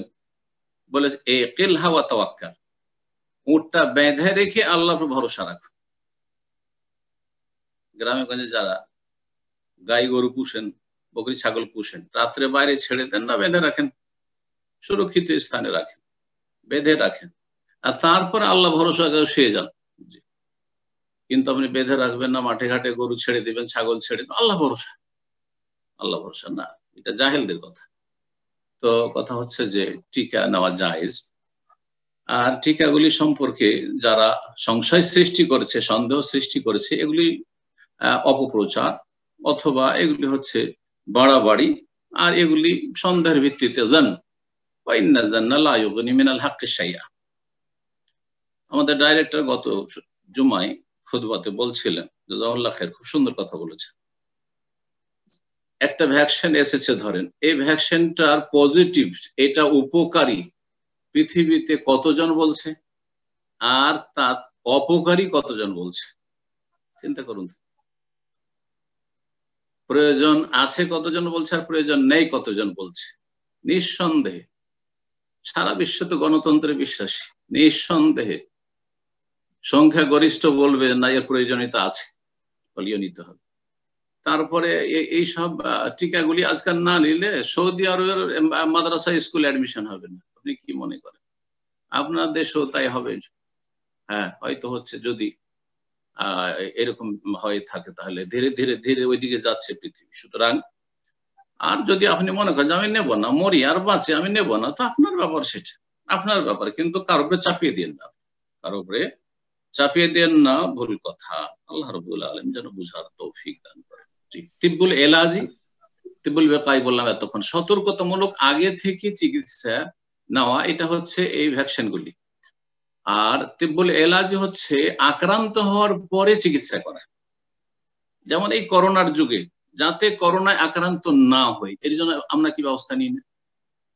সে গরম পানি পান করাই হোক, আর ভিটামিন সি বেশি বেশি নেওয়াই হোক, আর তারপরে একটু দূরত্ব বজায় রাখা হোক, যেখানে সেখানে হাত দেওয়া নয়, আর হাত দেওয়ার পরে হাত চোখে ঘুষে নিলাম, নাকে ঢুকিয়ে দিলাম, মুখে ঢুকিয়ে দিলাম, এমনটা করা না হোক, এই ব্যবস্থা করে নিই না? অবশ্যই সতর্কতা অবলম্বন করছেন, সবাই করছেন, যাদের কিছু জ্ঞান আছে। প্রায় এই দুনিয়া সম্পর্কে যথেষ্ট প্রায় লোকেরই জ্ঞান আছে, দিন সম্পর্কে নাও থাকতে পারে। তো এটা হচ্ছে তিব্বুল ওয়াকাই। আর তিব্বুল এলাজি হচ্ছে আক্রান্ত হওয়ার পরে এখন চিকিৎসা নেওয়া। জি, আক্রান্ত হওয়ার পরে চিকিৎসা নেওয়া। জি, রুকিয়ার ক্ষেত্রে দুই রকম আছে, যাতে করে শয়তান আমার কাছে আসতেই না পারে, সেই জন্য আমরা বেশ কিছু দোয়া জিকির আজকার পড়ি। দোয়া জিকির আজকারে সকাল সন্ধ্যার জিকির আজকার, সালাতের পর জিকির আজকার, এটা একটা ফায়দা। আর একটা ফায়দা আছে আক্রান্ত হয়ে গেলে শেফার জন্য দোয়া। বেশ কিছু দোয়া আছে যে রোগীর শেফার জন্য দোয়া আক্রান্ত হওয়ার পরে। আশা করি বিষয়টি বুঝতে পেরেছেন। জাযাকুমুল্লাহু খাইরান। বারাকাল্লাহু ফিকুম। এরপর যা প্রশ্ন করবেন আব্দুল হাকিম, আপনি প্রশ্ন করুন। আসসালামু আলাইকুম শেখ। আসসালামু ওয়া রাহমাতুল্লাহি ওয়া বারাকাতুহু। শেখ, আমার ওই ভিডিও কনফারেন্সটা বিয়ের ব্যাপারে খুব গুরুত্বপূর্ণ, আমার কাছে জানার দরকার শেখ। সেটা হচ্ছে যে শেখ, ছেলে বাংলাদেশে থাকে, মেয়ে আমেরিকায় থাকে। ছেলে মেয়ের পূর্বে কখনো সরাসরি দেখা সাক্ষাৎ হয়নি। ছেলের কোনো অভিভাবক আমেরিকায় থাকে না, এক্ষেত্রে কি মেয়ের বিয়ে ওভার দা মোবাইল ফোনে দেওয়া যায় কিনা? ছেলের অভিভাবক লাগে না, বিয়ের জন্য ছেলের কোনো অভিভাবক লাগে না। মেয়ের ক্ষেত্রে নাবালিকা হোক, সাবালিকা হোক, কুমারী হোক, হ্যাঁ অকুমারী হোক, বাকেরা হোক, সাইয়েবা হোক, রাসূলুল্লাহ সাল্লাল্লাহু আলাইহি ওয়াসাল্লাম নিকাহা ইল্লা বিওয়ালিয়িন, মেয়েদের অভিভাবক ছাড়া বিয়ে হয় না, বিয়ে বাতিল হয়ে যায়। মেয়েদের ক্ষেত্রে অভিভাবক লাগবে, কারণ মেয়েরা চূড়ান্ত সিদ্ধান্ত নিত আবেগী, তারা বেশি। আল্লাহ যিনি সৃষ্টি করেছেন তিনি বেশি জানছেন যে মেয়েরাকে একাই যদি ছেড়ে দেওয়া হয় বিবাহ বসার জন্য, তো সর্বনাশ করে ফেলবে। সামান্য কিছুতেই এমন পাগল হয়ে যাবে, হ্যাঁ, যে বলার নেই। কিন্তু ছেলেরা এমনটা হয় না, এত আবেগী সহজে হয়। তো এই জন্য মেয়েদের জন্য অভিভাবক শর্ত, আর ছেলের জন্য অভিভাবক শর্ত নয়। এখন এর জন্য বিয়ের জন্য বেশ কিছু ফরজ কাজ রয়েছে, আর বেশ কিছু সুন্নাত মুস্তাহাব। দেখা, ছেলে বিয়ের আগে দেখে নেবে, বিয়ের কথা পাকা করার পরে মেয়েটাকে দেখে নেবে, আর মেয়েও ছেলেকে দেখে নিক সেটা আলাদা কথা, কিন্তু মূলত ছেলে মেয়েকে দেখবে যাতে করে বিয়ের পরে আবার সমস্যা না সৃষ্টি হয়। আগে থেকে দেখে শুনে বিয়ে করলে এটা উত্তম বা সুন্নাত। কিন্তু কেউ যদি দেখে না, না দেখি আর না দেখি, ভালো হোক মন্দ হোক আমি না দেখে বিয়ে করবো, জায়েজ। বিয়ের ক্ষেত্রে সরাসরি একবারে কাছাকাছি বসতে হবে এটাও জরুরি নয়। যেই ব্যক্তির সাথে বিয়ে দিচ্ছেন আর যেই মেয়েকে বিয়ে করছেন সেটা পরিচিত, মানে চেনা গেলেই হইল। জি, চেনা গেলেই হইল, আর সেখানে কোনো প্রতারণা না থাকলেই হইল বা প্রতারণার আশঙ্কা না থাকলে হইল। তো ভিডিও কল করে বা ভিডিও কনফারেন্সের মাধ্যমে যদি বিয়ে হয় তাহলে দেখতে পাচ্ছেন যে, যেমন আমি আপনাদেরকে দেখছি, আমাকে আপনারা দেখছেন, দেখতে পাচ্ছেন যে কে কথা বলছে, কে কবুল করলাম বললো ইত্যাদি দেখতে পাচ্ছেন। তার কোনো অসুবিধা নেই, কোনো অসুবিধা নেই। বিয়ে এইরকম ফোনে হতে পারে। ওলামারা বলেছেন যে এক দেশের ছেলে আর এক দেশের মেয়ে, এই ক্ষেত্রে আরেকটা তরিকা রয়েছে যেটা ফিকহের কিতাবাদিতে রয়েছে পুরাতন যুগ থেকে। এই তো কয়েকদিন থেকে না হয় ভিডিও কনফারেন্স আর আপনার মোবাইল আসলো, তার আগে কি করতেন? এই ক্ষেত্রে তৌকিল, উকিল বানিয়ে দেওয়া, বিবাহের জন্য উকিল বানিয়ে দেওয়া, এটা শরীয়ত সম্মত বিধান এবং এটা বেশি ভালো। অর্থাৎ ছেলে অন্য দেশে আছে, ওকে জরুরি নয় যে মোবাইল ফোনে বিয়ে করতে হবে। আর সেখানে যদি আবার ভিডিও কনফারেন্স না হয়, শুধু আপনার অডিও কথা বলে, তাহলে আওয়াজ অনেক সময় আওয়াজে বোঝা নাও যেতে পারে। কারণ কয়েক ভাইয়ের আওয়াজ কাছাকাছি থাকে, বোনদের আওয়াজ একই রকম প্রায় থাকে, বোঝা মুশকিল, পার্থক্য করা মুশকিল থাকে অনেক সময়। এইরকম ক্ষেত্রে অনেক সময় প্রতারণার শিকার হওয়ার আশঙ্কা থাকে। কিন্তু উকিল বানিয়ে দিলে, উকিল বানিয়ে দেওয়ার অর্থ হচ্ছে যে ছেলে কাউকে উকিল বানিয়ে দিল, সেটা তার বাপকে হোক, ভাইকে হোক, যে কোনো ব্যক্তি, তার বিশ্বস্ত ব্যক্তিকে, যে আমার পক্ষ থেকে অমুক মেয়েটিকে তুমি আমার জন্য স্ত্রী হিসাবে কবুল করবে। সেটা লিখিত ওকালতনামা, আপনারা বুঝেন ওকালতনামা, সেটা লিখিত হতে পারে, সেটা মৌখিক হইতে পারে। জি, সেটা একটা তরিকা। এখন আপনারা যেটা এই তরিকা অবলম্বন করেন, সরাসরি ভিডিও কনফারেন্স করে বিয়ে করেন, কোনো অসুবিধা নেই ইনশাআল্লাহ। যেই ব্যক্তি বিয়ে করছে সে পরিচিত, চেনা যাচ্ছে ভিডিও কনফারেন্সে। আর যে বিয়ে দিচ্ছে মেয়ের বাবা, সে ওলি, সত্যি লিগ্যাল ওলি, সেখানে কোনো প্রতারণা ধোঁকাবাজি নেই, যে সেখানে কোনো জালিয়াতির সম্ভাবনা নাই, তাহলে ঠিক আছে বিয়ে ইনশাআল্লাহ, কোনো অসুবিধা নেই। জি, জাযাকাল্লাহু খাইরান। তো ইনশাআল্লাহ এই পর্যায়ে প্রশ্ন করবেন কামরুজ্জামান, আপনি প্রশ্ন করুন। আসসালামু আলাইকুম ওয়া রাহমাতুল্লাহ। আসসালামু ওয়া রাহমাতুল্লাহি ওয়া বারাকাতুহু। জি বলেন। নিউইয়র্ক থেকে বলছিলাম। জি জি, ভালো আছেন? জি আলহামদুলিল্লাহ শেখ। বারাকাল্লাহ, বলেন। শেখ, আমার আজকে প্রশ্ন ছিল একটা বিষয় নিয়ে আমি খুব দ্বিধাদ্বন্দ্বের ভিতরে আছি। আসলে আমি এই সোয়াসে রোগ বলতে, আমি এতদিন আগে থেকে জানতাম যে সোয়াসে রোগ বলে কিছু নেই, কিন্তু এই করোনার পরে জানছি যে না, সোয়াসে রোগ বলে আছে। কিন্তু সমস্যা হচ্ছে এখন আমাদের সহি আলেম, মাদানী আলেম, অনেকগুলো আমাদের দুই রকম বলছে। যেটা বলছে, কেউ বলছে সোয়াসে রোগ বলে কিছু নেই রাসূল সাল্লাল্লাহু আলাইহি ওয়াসাল্লামের এক হাদিসের আলোকে, আর কিছু আলেম বলছে যে সোয়াসে রোগ প্রতি সপ্তাহে ছোঁয়াচে। আলহামদুলিল্লাহ করোনা চলে যাচ্ছে, আর এত যদি বাড়াবাড়ি করে তো আবার করোনা ফিরে আসবে। কথা বোঝা গেছে? তো সব বাড়াবাড়ি বাদ দেন। আর আলহামদুলিল্লাহ মাদানী আলেমরা তেমন কেউ ইখতিলাফ করে না, সমস্ত মাদানী আলেম একমত। সৌদি আরবের সমস্ত আলেমায়ে কেরাম, এত বড় বড় আলেমায়ে কেরাম, ভাবাই যান আমাদের দেশে আলেমরা অনেকে জানেই না যে কত বড় আলেম দেশে হয়, আর অনেকে মূল্যায়নই করে না, আত্ম অহংকার তাদের। তো কথা হচ্ছে যে সবাই একমত যে ছোঁয়াচে আছে। এবং শুধু তাই না, মত নয়, বেশ কিছু হাদিস, একই হাদিস আছে যে কুষ্ঠ রোগী দেখে পালাও, ফিররা মিনাল মাজজুম ফিরারাক মিনাল আসাদ, যেমন সিংহবাগ দেখে পালাও। তার আগেখানে আছে লা আদওয়া, সংক্রমণ কিছু নেই। সংক্রমণ নেই এর অর্থ কি? শেখ ইবনে উসাইমিন রাহমাতুল্লাহ আলাইহি বলছেন, শেখ ইবনে বাজ বলছেন, প্রায় সমস্ত আইম্মা কেরামগণ বলছেন যে লা আদওয়া মুআসসিরাতান, সংক্রমণ নিজেই তাসির করতে পারে, নিজেই প্রতিক্রিয়া সৃষ্টি করতে পারে না, বরং মুআসসির, প্রতিক্রিয়া সৃষ্টিকারী আল্লাহ রাব্বুল আলামিন। কিন্তু বেশ কিছু রোগ আছে, এই স্বভাবের রোগ আছে, যে সেই রোগগুলিতে আক্রান্ত যারা, তাদের পাশাপাশি থাকলে সংক্রমণের সম্ভাবনা রয়েছে। এটা হচ্ছে অধিকাংশ আইম্মায়ে কেরামদের বা প্রায় আইম্মায়ে কেরামদের, ওলামায়ে কেরামদের মত। এখন কেউ একজন পেশ করলো আর সেটাকে নিয়ে কেউ ডিফেন্স করা শুরু করলো অন্ধভক্তি দেখিয়ে, সেটা তাদের ব্যাপার। আপনার সেটাই যদি বিশ্বাস হয় তো আপনি সেটাই বিশ্বাস করেন, আর আপনি যেসব বিধি নিষেধ রয়েছে আপনার দেশের সেগুলো মানিয়েন না, করেন আপনি, কিন্তু বাকি লোকদের ক্ষতি করিয়েন না। যারা এটা বিশ্বাস করে তাদের ক্ষতি করিয়েন না, আপনি বিশ্বাস করিয়েন না। আপনার স্ত্রী ছেলে মেয়ে বিশ্বাস করে না, ক্ষোভ থাকেন, আপনি যান ক্ষোভ যেখানে সেখানে আপনি যা পারবেন তাই করেন, কিন্তু কথা হচ্ছে সারা দুনিয়ার উপর আপনার এই ভুল কথা চাপিয়ে দিয়েন না। আশা করি বোঝা গেছে। আল্লাহু আ'লাম। জাযাকাল্লাহু খাইরান। তো ইনশাআল্লাহ এই পর্যায়ে প্রশ্ন করবেন সিদ্দিকুর, আপনি প্রশ্ন করুন।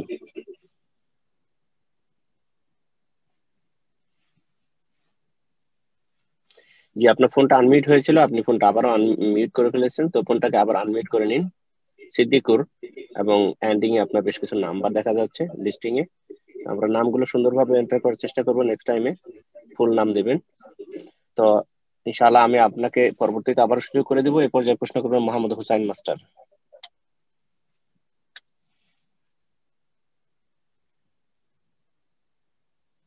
আসসালামু আলাইকুম ওয়া রাহমাতুল্লাহি ওয়া বারাকাতুহু। ওয়া আলাইকুম আসসালাম ওয়া রাহমাতুল্লাহি ওয়া বারাকাতুহু। জি বলেন। কেমন আছেন শেখ? ভালো আছেন ইনশাআল্লাহ? আলহামদুলিল্লাহ। বলেন কি খবর বলেন। জি আলহামদুলিল্লাহ শেখ। না শেখ আজকে আমার প্রশ্ন নাই ইনশাআল্লাহ, দোয়া করবেন শেখ। বারাকাল্লাহু ফিক। আসসালামু আলাইকুম ওয়া রাহমাতুল্লাহি ওয়া বারাকাতুহু। আসসালাম ওয়া রাহমাতুল্লাহ। ইনশাআল্লাহ এই পর্যায়ে প্রশ্ন করবেন সিদ্দিকুর, আপনাকে আবার সুযোগ করে দিচ্ছি, প্রশ্ন করুন। আসসালামু আলাইকুম শেখ। আসসালাম ওয়া রাহমাতুল্লাহি ওয়া বারাকাতুহু। জি শেখ, আমি জানতে চাচ্ছিলাম ইসলামে সাংবাদিকতা কি জায়েজ? আর যখন কোনো নিউজ করা হয় সেখানে দেখা যায় যে কোনো মানে অন্যায়কারীর বিরুদ্ধে মানে সমালোচনা করা হয়, যদিও নিউজটা মিডিয়াতে আসে, তো সেখানে যার উপর অন্যায় করা হয় তিনি এখানে মানে ইয়ে পান আর কি, এক কথায়, কিন্তু এখানে সমালোচনা হয়। তো এই বিষয়ে যদি একটু বলতেন, এটা কি জায়েজ না কিরকম, বা দলিল যদি। ধন্যবাদ। সাংবাদিকতা যদি ইখলাসের সাথে করেন, নিষ্ঠার সাথে করেন, ইসলাম এবং মুসলিমদের কল্যাণের জন্য, ভালো মানুষদের কল্যাণের জন্য, অসৎ লোকদেরকে, অপরাধীদের মুখোশ উন্মোচনের জন্য, আর সিদক সততার সাথে নিষ্ঠা, তার সাথে সততা, সত্যবাদী হয়ে মিথ্যার আশ্রয় যদি না নেওয়া হয়, আর তাতে ইহতিসাব নেকির আশা আল্লাহর কাছে রাখা হয়, তাহলে সাংবাদিকতা সওয়াবের কাজ, নেকির কাজ। জি, ভালোকে জাগিয়ে তুললেন আর মন্দকে নির্মূল করার চেষ্টা করেন, কারণ মিডিয়া আজকাল সারা পৃথিবীকে নাচাচ্ছে আর উঠাচ্ছে বসাচ্ছে, বুঝছেন। তো মিডিয়ার বড় একটা রোল বা ভূমিকা রয়েছে জি পৃথিবীতে। মিডিয়া যা বলছে তাই, জি, সত্য বললে সত্য, মিথ্যা বললে মিথ্যা, তদন্ত করার ক্ষমতায় বাকি আছে আর কতটাই বা আমাদের ক্যাপাসিটি আছে। আর এই সাংবাদিকতা এই ইখলাসের সাথে, সততার সাথে করলে সওয়াবের কাজ ইনশাআল্লাহ। আর যদি তাতে মিথ্যার আশ্রয় নেওয়া হয়, ইখলাস না থাকে, যদি দোষীকে নির্দোষী করা হয় আর নির্দোষীকে দোষী সাব্যস্ত করা হয়, ভালোকে মন্দ করে পেশ করা হয়, মন্দকে ভালো করে পেশ করা হয়, পাপের কাজ, অশ্লীলতা ছড়ানো হয়, তাহলে গুনাহর কাজ, গুনাহর কাজ। জি, তো আল্লাহ রাব্বুল আলামিন যেন মুসলিম সাংবাদিকদেরকে ইখলাসের সাথে, সততার সাথে এই সাংবাদিকতা পেশা চালিয়ে যাওয়ার তৌফিক দান করেন এবং আল্লাহ রাব্বুল আলামিন তাদের জন্য রাস্তাকে প্রশস্ত করেন। আর যারা অসৎ চরিত্রের, আল্লাহ রাব্বুল আলামিন তাদেরকে যেন নির্মূল করেন, তাদেরকে লাঞ্ছিত করেন। জি, ইনশাআল্লাহ এই পর্যায়ে প্রশ্ন করবেন শেখ আসকার আলী, আপনি প্রশ্ন করুন। আসসালামু আলাইকুম রাহমাতুল্লাহ। স্যার কেমন আছেন? আসসালাম রাহমাতুল্লাহি ওয়া বারাকাতুহু। জি বলেন। জি, আমি সৌদি আরব রিয়াদ থেকে বলছি, আমার বাড়ি ইন্ডিয়া, পশ্চিমবঙ্গে, হুগলি জেলায়। মাশাআল্লাহ, বলেন। জি জি জি, আমার প্রশ্ন হলো যে আমার সন্তান এক মেয়ে, আমার ছেলেকে মদিনা ইউনিভার্সিটিতে পড়াবার নিয়ত আছে, দোয়া করবেন যেন দিনের দায়ী করতে পারি। জি জি, আমার ছেলে এখন কোরআনের হেফজ চালু আছে আর একটা সহিহ আকীদা মাদ্রাসায় পড়াশোনা করে।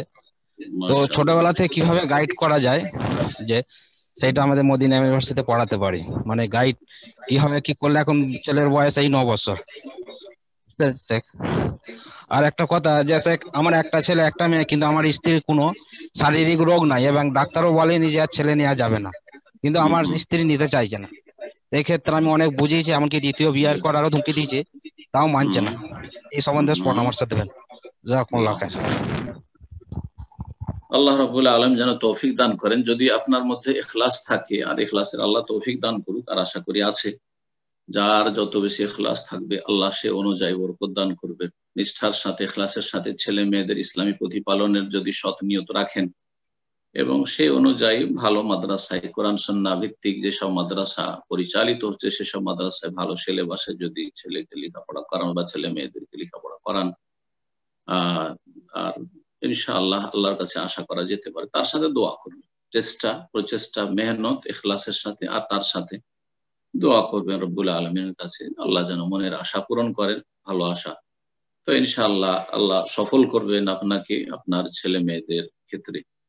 দ্বিতীয় যে বিষয়টি সেটা হচ্ছে যে স্ত্রী বাচ্চা নিতে চায় না, একটা ছেলে একটা মেয়ে আছে আর নিতে চাই না, এরা আল্লাহকে ভয় করে। যে সব মহিলারা 2টোর বেশি বা 3টের বেশি বাচ্চা নিতে চাই না, লিমিটেড করে দিতে চাই, আর তারা বিরোধ সৃষ্টি করে স্বামীর সাথে, তারা সীমা লঙ্ঘনকারী, জালেমা।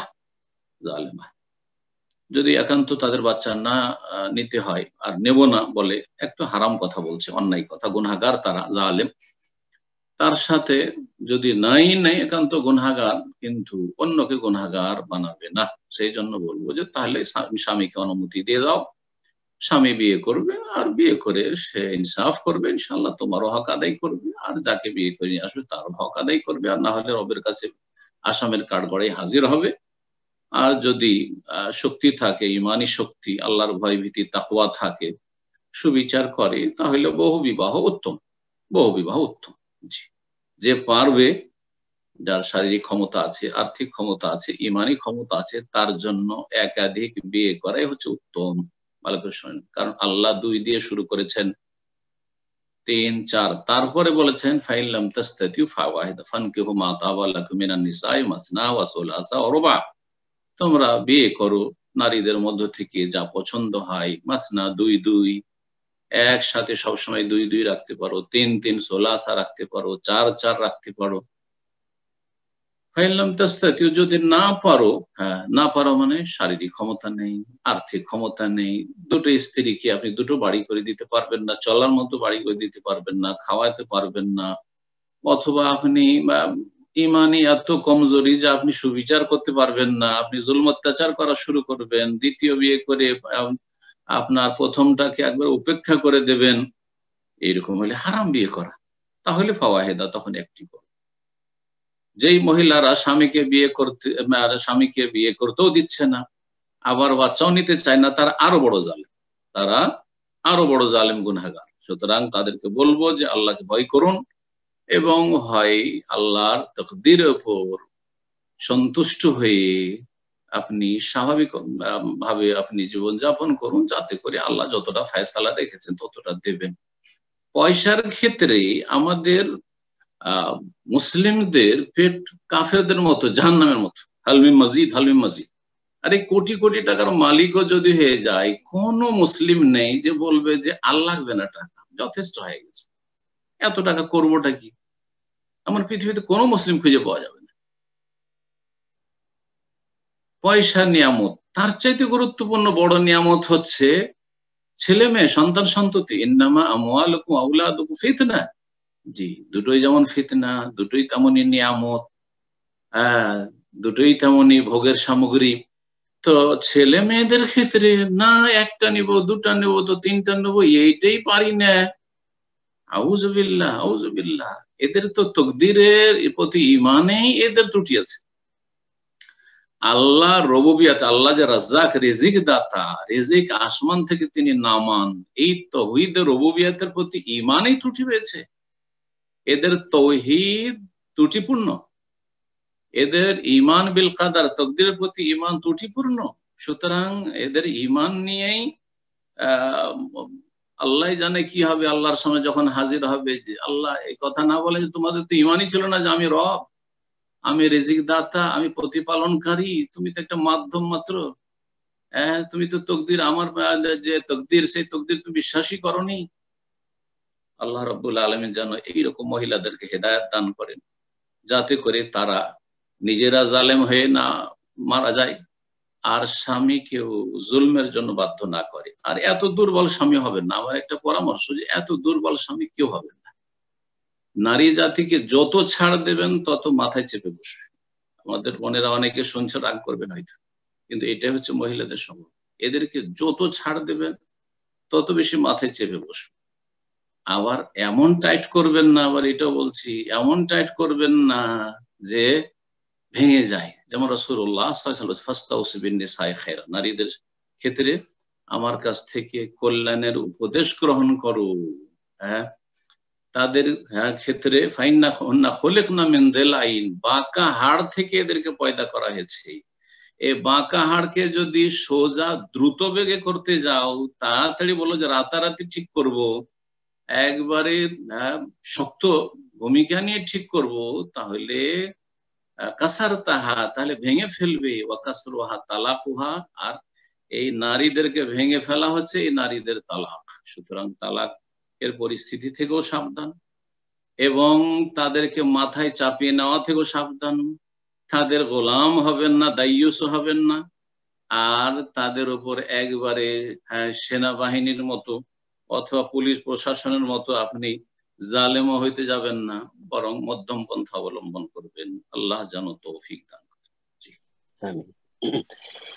ইনশাআল্লাহ এই পর্যায়ে প্রশ্ন করবেন ইনামুল হক, আপনি প্রশ্ন করুন। আসসালামু আলাইকুম ওয়া রাহমাতুল্লাহি ওয়া বারাকাতুহু। শেখ আসসালামু ওয়া রাহমাতুল্লাহি ওয়া বারাকাতুহু। জি, আমি ইনামুল বলছি, লন্ডন থেকে বলছি। বলেন, ভালো আছেন? আমার প্রশ্ন হলো, আমাদের এখানে আগেও এরকম একটা প্রশ্ন ছিল আপনার, সেটা হলো বাড়ি কিনতে হইলে তো সরকারি লোন ছাড়া তো নিজেদের পকেটে টাকা দিয়ে কেনা সম্ভব না। এখানে একটা প্রকার বাড়ি আছে যে সরকারি কিছু কিছু হাউজিং অ্যাসোসিয়েশন আছে যারা কম পয়সায় বাড়ি দেয়। এটা সাধারণত যাদের ক্ষমতা কম তাদেরকে সরকারি কম রেটে সুদ না বললে রেন্ট বললেই দেয়। ব্যাংক যেটা দেয় সেটা সুদ বললে দেয়, আর সরকার যেটা হাউজিং অ্যাসোসিয়েশনের মাধ্যমে দেয় সেটা রেন্ট বললে দেয়। যেটা যে অংশ কিনবেন সেই অংশ আপনার, যত মানে 25% কিনলেন এটা আপনার, 70% কিনলেন এটা হলো সরকার, ওই 75% সরকারের জন্য রেন্ট দিতে হয়। যে 20% আপনি কিনবেন বা 30% কিনবেন, তা যদি আপনার নিজের টাকা কভার না হয়, তাহলে আবার ওরা লোন দিতে বাধ্য করে যে আপনাকে লোন ছাড়া আপনাকে বাড়ি দেওয়া হবে না। ও আপনার টাকা থাকলে হবে না, আপনাকে যে 20% কিনবেন তাও সরকারকে লোন নিয়ে কিনতে হবে। কারণ এক্ষেত্রে এই লোনটা কি বাধ্য করতেছে যদি কিনতে যায়। অথচ যদি একটু সহি মানে সহিভাবে ইসলাম পালন করতে যায়, একটু পর্দা মেনটেন করতে যায়, তাহলে নিজস্ব একটা রুমে বাসা হইলো, নিজস্ব একটা বাসা লাগে জয়েন্ট ফ্যামিলির চেয়ে। মানে 3 রুমে 3 ফ্যামিলি থাকলে তো সমস্যা হয় আর কি। আপনারা তো দেখছেন, লন্ডনে আসছিলেন, বুঝতে পারতেছেন। কাজে এই ক্ষেত্রে আমি কি করতে পারি? তো লোন নিয়ে যদি তাড়াতাড়ি পরিশোধ করে দেন তো, বা বিনা সুদে পরিশোধ করা সম্ভব নয়, মানে সেখানেও কি ইন্টারেস্ট দিতে হবে? হ্যাঁ, তাড়াতাড়ি হয়তো দিতে পারবো, কন্ট্রাক্ট নেওয়ার পরে বাড়িতে ওঠার পর হয়তো 6 মাসের মধ্যে টাকা আমি পেমেন্ট করে দেবো, কিন্তু ইন্টারেস্ট তো সেই 6 মাসে দিতে হচ্ছে। আল্লাহ হেফাজত করুক। এই জন্যই যথাসাধ্য ভালো পরিবেশে বসবাসের জন্য ইসলাম নির্দেশ দিয়েছে। প্রথম কথা এটা বলবো যে এই জন্যই কাফের দেশে বসবাস করা স্বেচ্ছায় ঠিক নয়। নিরুপায় যারা দেখছেন, যার আর কোনো অন্য পথ নেই,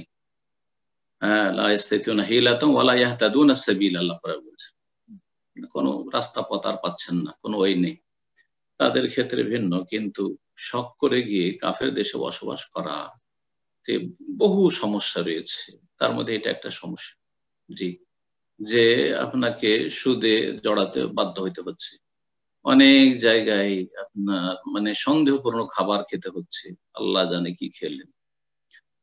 যার কুফল ছেলে মেয়েদের মধ্যে দেখা যাচ্ছে যে হারাম খাওয়ার কারণে ছেলে মেয়েরা খারাপ হয়ে যাচ্ছে, তাদের চরিত্র খারাপ হয়ে যাচ্ছে, বা নিজেদের চরিত্র খারাপ হয়ে যাচ্ছে। তারপরে সুবহানাল্লাহ, অনেকে হারাম রিজিকের সাথে জড়িত, অনেকে ইমানের দুর্বলতার কারণে ধোঁকাবাজি করছেন, ইনকাম করছেন অনেক, আর কিন্তু আপনি সরকারি অনুদান নেওয়ার জন্য ইনকামকে হাইড করছেন, কত রকমের হারাম কাজ করছেন এসব দেশে গিয়ে। এই জন্যই ভালো পরিবেশে যথাসাধ্য যারা ভালো জায়গায় বসবাস করতে পারছেন তারা কখনো খারাপ জায়গায় বসবাস করতে যাবেন না, এটা প্রথম পরামর্শ।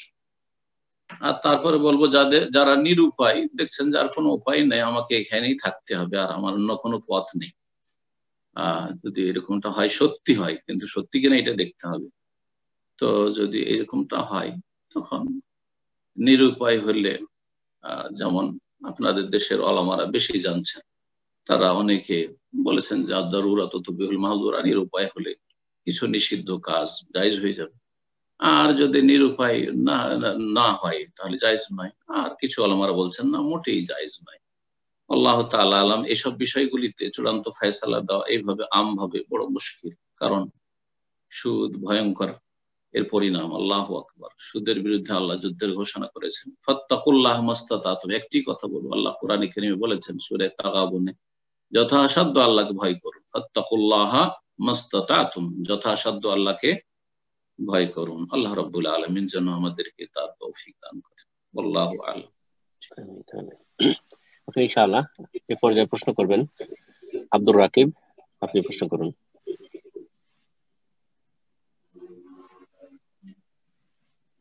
আসসালামু আলাইকুম ওয়া রাহমাতুল্লাহি ওয়া বারাকাতুহু। ওয়া আলাইকুম আসসালাম ওয়া রাহমাতুল্লাহি ওয়া বারাকাতুহু। আমি ইন্ডিয়া থেকে বলছি, সলমান শেখ। আমি আমার প্রশ্ন হলো যে আবু দাউদের মধ্যে 756, 57, 58, 59 নাম্বার হাদিস, 4টা হাদিসের মধ্যে প্রায় 3টা হাদিসকে অনেকে আলবানি তাহকিক, প্রায় 3টা হাদিসকে কেউ কেউ জাল বলছে, কেউ কেউ জয় বলছে। এটা সালাতের মধ্যে হাত বাঁধা নিয়ে। তো এই হাদিসগুলো কি সত্যিকারই? কিসের হাত বাঁধা? কোথায় হাত বাঁধা?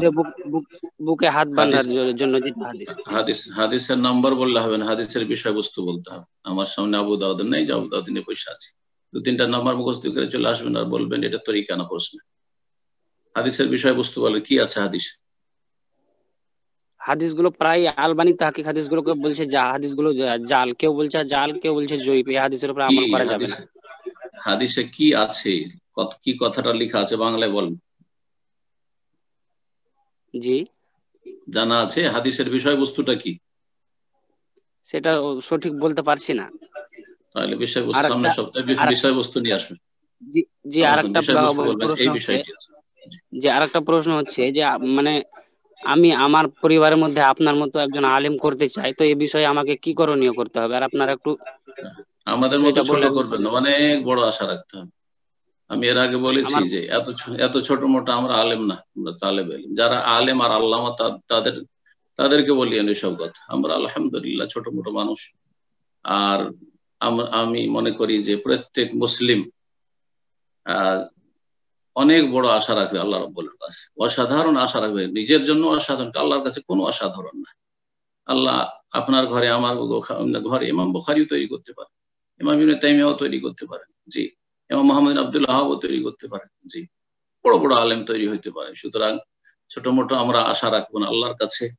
উদুল্লাহ ওয়া আনতুম মুকিনুনা বিল ইজাবাহ, আল্লাহর কাছে দোয়া করো, আল্লাহ অবশ্যই কবুল করবেন, এই দৃঢ় প্রত্যয় নিয়ে, ইয়াকিন নিয়ে আল্লাহর কাছে দোয়াও করতে হবে এবং সর্বাত্মক চেষ্টাও করতে হবে। দোয়ার আগে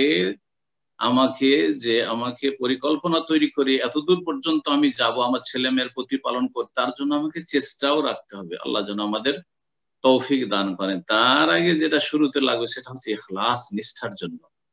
এই নয় যে অমুক শাইখকে দেখি এত খ্যাতি লাভ করেছে, অমুক শাইখের কথা এত লোক শুনে, আমার ছেলের কথা যেন এত শুনে, না, মুঠেই এইরকম তুচ্ছ নিয়ত যেন কোনো ভাই বোনের না থাকে। সবসময় আল্লাহর সন্তুষ্টি উদ্দেশ্য থাকবে যে আল্লাহর দিনের খাদেম আমার ছেলেকে তৈরি করব, আমি আমার মেয়েকে আল্লাহর নেক বান্দি তৈরি করব, সাহাবিয়াতদের আদর্শে তার প্রতিপালন করব।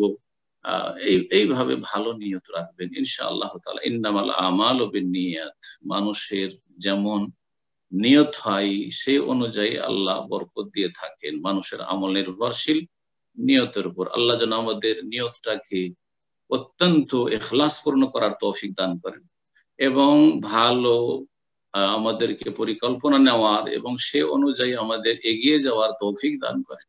এবং আল্লাহ রাব্বুল আলামিন আমাদের মনের আশা যেন কবুল করেন, এই দোয়াই রবের কাছে করি। প্রত্যেক ভাই এবং বোন যাদের অন্তরে এইরকম ইখলাস আছে এবং যাদের এইরকম চাহিদা আছে যে ছেলে মেয়েদেরকে দিনের খাদেমা বানাতে চাই, তাদের দ্বারা দিনের খেদমত হয়, আল্লাহ যেন তাদের মনের সৎ আশা পূর্ণ করেন।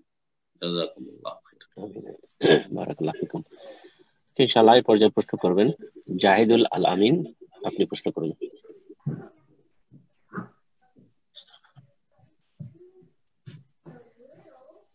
জি, আপনার ফোনটা আনমিউট আছে, প্রশ্ন করুন।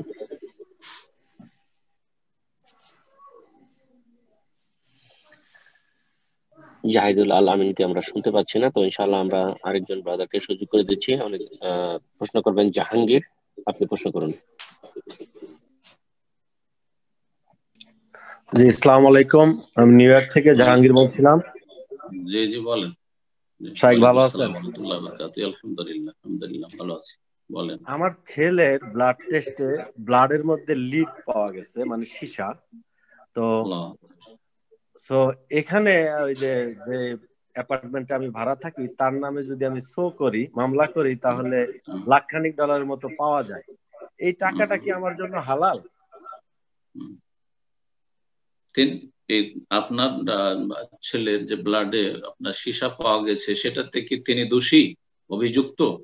মানে বাসায় আবার নিউ ইয়র্ক হেলথ ডিপার্টমেন্ট থেকে ইন্সপেক্টর এসে বাসায় এসে তারা সীসাটা পাইছে ওয়ালের মধ্যে এবং চৌখাটের মধ্যে।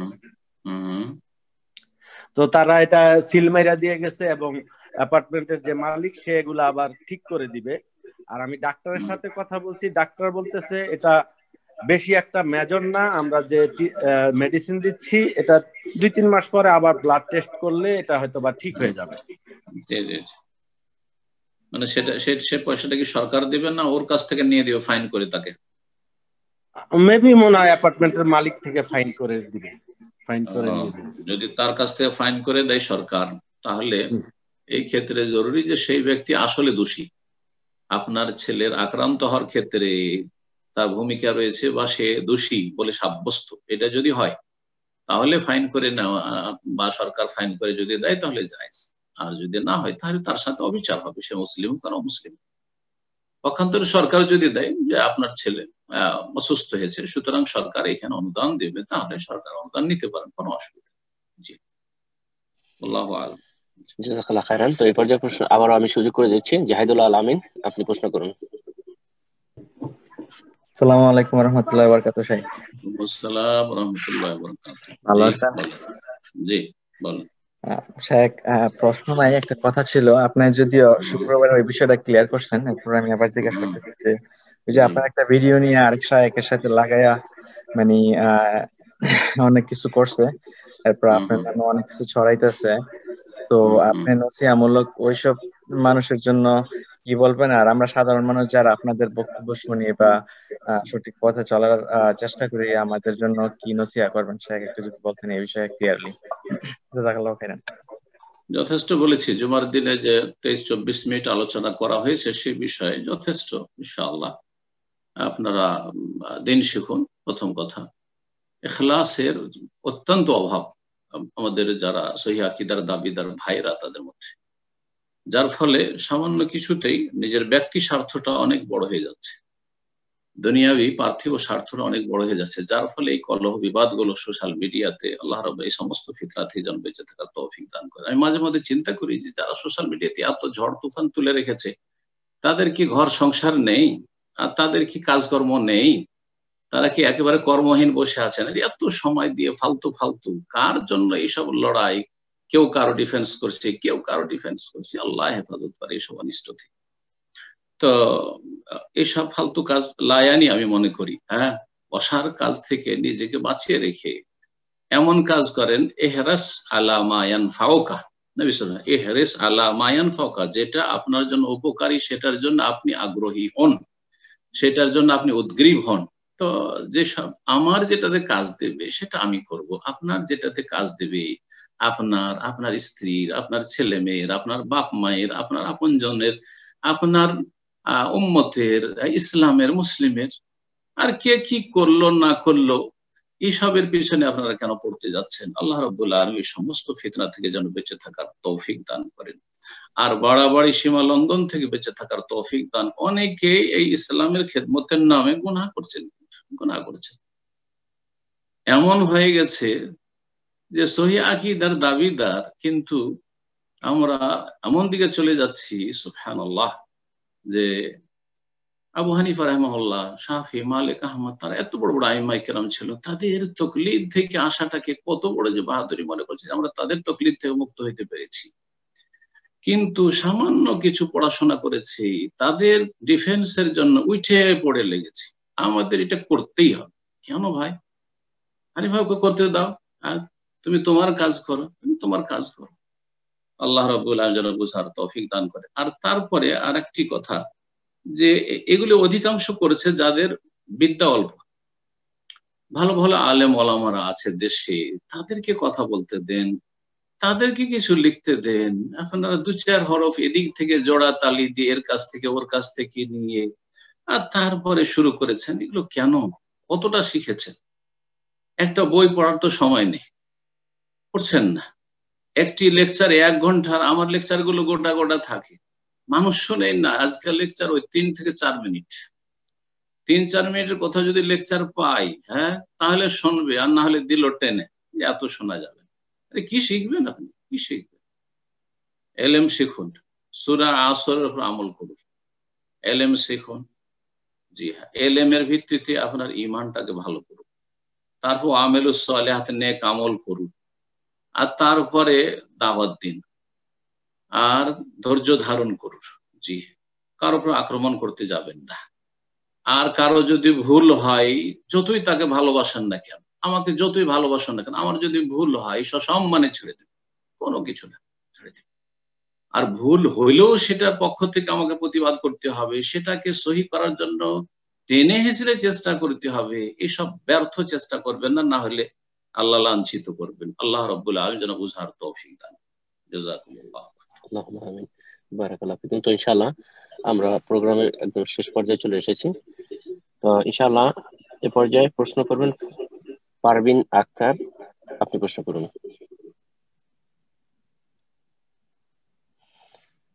জি পারভিন আক্তার, আপনার ফোনটা আনমিউট করে নিন।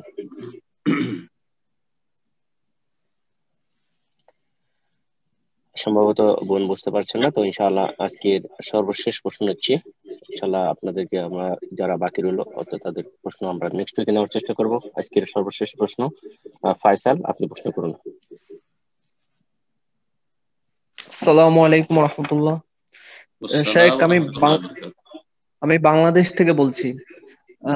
শেখ, আমার প্রশ্ন হলো, আমাদের দেশে মানে আহলে হাদিস বা সালাফি আলেমদের কেউ কেউ বলে যে করোনা ভাইরাসের জন্য মাস্ক পরিধান করলে নাকি শিরক হবে।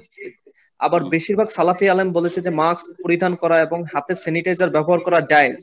এখন আমার প্রশ্ন, মাস্ক এবং স্যানিটাইজার ব্যবহার সম্পর্কে আমাদের বিশ্বাস কেমন হবে? জি, জাযাকাল্লাহু খাইর। যে ব্যক্তি বলছে যে মাস্ক ব্যবহার করলে শিরক হবে, তার জন্য শিরক হবে। আর বাকি লোকদের যারা বলছে যে শিরক হবে না, তাদের শিরক হবে না ইনশাআল্লাহ। কথা বোঝা গেছে? যে ফতোয়া দিবে তার ফতোয়া তাকে নিজের জন্য রাখতে বলুন। জি, আল্লাহ রাব্বুল আলামিন যেন বুঝার তৌফিক দান করেন। আর এইসব সাজ ফতোয়া থেকে, এসব ভ্রষ্টতা থেকে আল্লাহ যেন মুসলিম উম্মার হেফাজত করে। জাযাকুমুল্লাহ। জি, বারাকাল্লাহু ফিকুম। শেখ, সিস্টার আবার চেষ্টা করেছিলেন, অ্যাকচুয়ালি ফোনটা আনমিউট করেছিলেন, তো আপনি অনুমতি দিলে আমি আরেকবার সুযোগ করে দিতাম বোনকে। ইনশাআল্লাহ আমি আবার শেষবারের মতো সুযোগ করে দিচ্ছি আমাদের বোন পারভিন আক্তার, আপনি প্রশ্ন করুন।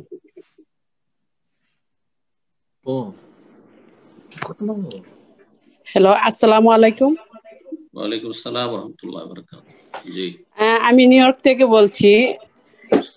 আমার ছোট্ট 2টা প্রশ্ন।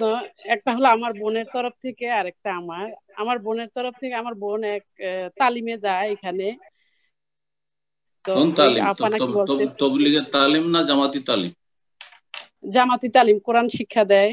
তারপরে মানে জামাত ইসলামী? জামাতি ইসলামী না, এমনি। কোন তালিম? মানে ফাজাইল আমলের তালিম? আসলে আমি তো জানি না, আমি জানি না। এই যে জানবেন তারপর বলবেন। দুটো বেদাতি তালিম, ফাজাইল আমলের তবলিগ জামাতের তালিম সেটাও বেদাতি তালিম, আর তফিমুল কোরআনের তালিম জামাত ইসলামী সেটাও বেদাতি তালিম।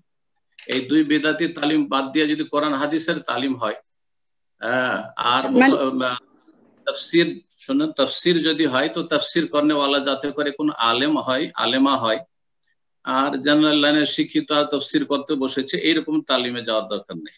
ঘরে বসে ভালো আলেমদের কাছ থেকে আলোচনা শুনবেন। জি। আর হাদিসের তালিম হলে যাতে করে বুখারী মুসলিম এগুলো হাদিসের তালিম হয়, বিশুদ্ধ হাদিসের তালিম হয়। জি। জাল জয়ীফের না হয়, সুফিবাদের না হয়, ওই আন্দোলন করে আমরা ক্ষমতা দখল করার তালিম না হয়, হ্যাঁ একামতিদের মানে ক্ষমতা দখল, ওইসব ভ্রান্ত তালিম যেন না হয়। জি, আশা করি বুঝতে পারছেন। জীবন আপনার দ্বিতীয় প্রশ্নটা করুন এবং এর মাধ্যমে আমাদের প্রোগ্রাম শেষ হয়ে যাবে আজকে। জি, দ্বিতীয় প্রশ্নটা হয়েছে, আমি বাংলাদেশে একটা জমি বিক্রি করছিলাম, তো ওইটা 1 বছর 1 মাস মানে 13 মান্থ হয়েছে, তারপর আমি আরেকটা কিছু কাজে লাগাইছি, এখন কি আমি ওইটার জাকাত দিতে হবে? টাকা খরচ হয়ে গেছে না টাকা জমা আছে আপনার? টাকাটা আমাদের কাছে মানে 13 মান্থ ছিল, এখন খরচ হয়ে গেছে। 13 মান্থ পর্যন্ত আপনার কাছে টাকাটা মজুদ ছিল, ঠিক না? হ্যাঁ, বাংলাদেশে ছিল, বাংলাদেশ থেকে আনতে আনতে আমার প্রায় 6 মাস লাগছে, এখানে আসার পরে 7 মাস ছিল। মোট কথা আপনার মালিকানাই ছিল সেখানে, সেটা পৃথিবীর যেখানেই থাক না কেন। 1 বছর 12 মাস থাকলে জাকাত দিতে হবে, তারপরে যদি খরচ করে থাকেন তো জাকাত দিয়ে দিবেন, ওই অ্যামাউন্টটার জাকাত দিয়ে দিবেন যতটা ছিল। যদি এখন জমিতে লাগিয়ে দিয়েছেন কিন্তু যেহেতু সেটা 13 মাস পর্যন্ত ছিল বলছেন, সুতরাং সেটার জাকাত দিয়ে দিবেন, আর শতকরা 2.5 টাকা করে, ঠিক আছে? আচ্ছা, $400 উপরে থাকলে কি জাকাত দিতে হবে? আমাদের জাকাত 1000 রিয়াল, আমরা হিসাব করে দেখেছি 1000 রিয়াল হলেই জাকাত দিতে হয়। তাহলে 1000 রিয়াল $300 হলে 1000 রিয়ালের বেশি হয়ে যায়, বুঝছেন? সুতরাং $300 হলে জাকাত লাগবে। জি, এটাই হচ্ছে সূক্ষ্ম হিসাব, এটা আমাদের হিসাব করা আছে। এবং জাকাত চাঁদিতে ধরতে হবে, চাঁদের নিসাবে ধরতে হবে। সেটাতে যেহেতু আগে এখন নিসাব পৌঁছেছে, সেটাতে গরিবদেরও উপকার রয়েছে, লাভ রয়েছে। আর সারা পৃথিবীতে কাগজের নোটের আগে চাঁদির টাকায় রূপার টাকায় চলতো, সেই জন্য রূপা বা চাঁদের নেশাব ধরলে 1000 রিয়াল অর্থাৎ আনুমানিক $300 সামান্য কমই হয়। $300 ধরে রাখেন, $300 কারো কাছে 1 বছর ধরে যদি পড়ে থাকে তাহলে তাতে জাকাত দিতে হবে। জি, জাযাকাল্লাহ খায়ের শেখ, অনেক সময় হয়ে গেল, তো আজকে এখানে শেষ করে দেন। ইনশাআল্লাহ নেক্সট উইকে আবার আমরা আলোচনা শুনবো। রব্বুল আলামিনের কাছে দোয়া করি আল্লাহ রব্বুল আলামিন যেন সমস্ত ফিতনা থেকে আমাদের বেঁচে থাকার তৌফিক দান করেন। ربنا لا تجعلنا فتنة للقوم الظالمين ونجنا برحمتك من القوم الكافرين. ربنا آتنا في الدنيا حسنة وفي الآخرة حسنة وقنا عذاب النار. ربنا اغفر لنا ولإخواننا الذين سبقونا بالإيمان ولا تجعل في قلوبنا غلا للذين آمنوا ربنا إنك رؤوف رحيم. আল্লাহ রব্বুল আলামিন আমাদের অন্তরকে প্রতিটি মুমিন মুমিনাত সম্পর্কে পরিষ্কার সাফ রাখার, কালিমা মুক্ত রাখার তৌফিক দান করেন। আল্লাহ রাব্বুল আলামিন সমস্ত রকমের বালা মুসিবত থেকে আমাদের হেফাজত করেন, সমস্ত অনিষ্ট থেকে আল্লাহ হেফাজত করেন। মুসলিম উম্মার দলাদলি এবং কলহ বিবাদ থেকে মুসলিম উম্মাকে আল্লাহ রাব্বুল আলামিন যেন নিরাপদ স্থানে অবস্থান নেওয়ার তৌফিক দান করেন। মুসলিম উম্মা কোরআন এবং সুন্নাহর ভিত্তিতে যেন এক হতে পারে আল্লাহ যেন তৌফিক দান করেন। আল্লাহ যেন ইসলাম শক্তিশালী করেন, মুসলিমদেরকে শক্তিশালী করেন এবং মুসলিমদেরকে তাদের দিনের দিকে ভালোভাবে ফিরে আসার তৌফিক দান করেন, রবের দিকে ফিরে আসার তৌফিক দান করেন। আল্লাহ রাব্বুল আলামিন আমাদের ত্রুটিগুলি যেন মাফ করে দেন। সুবহান রাব্বিকা রাব্বিল ইজ্জাতি আম্মা ইয়াসিফুন ওয়া সালামুন আলাল মুরসালিন ওয়ালহামদুলিল্লাহি রাব্বিল আলামিন।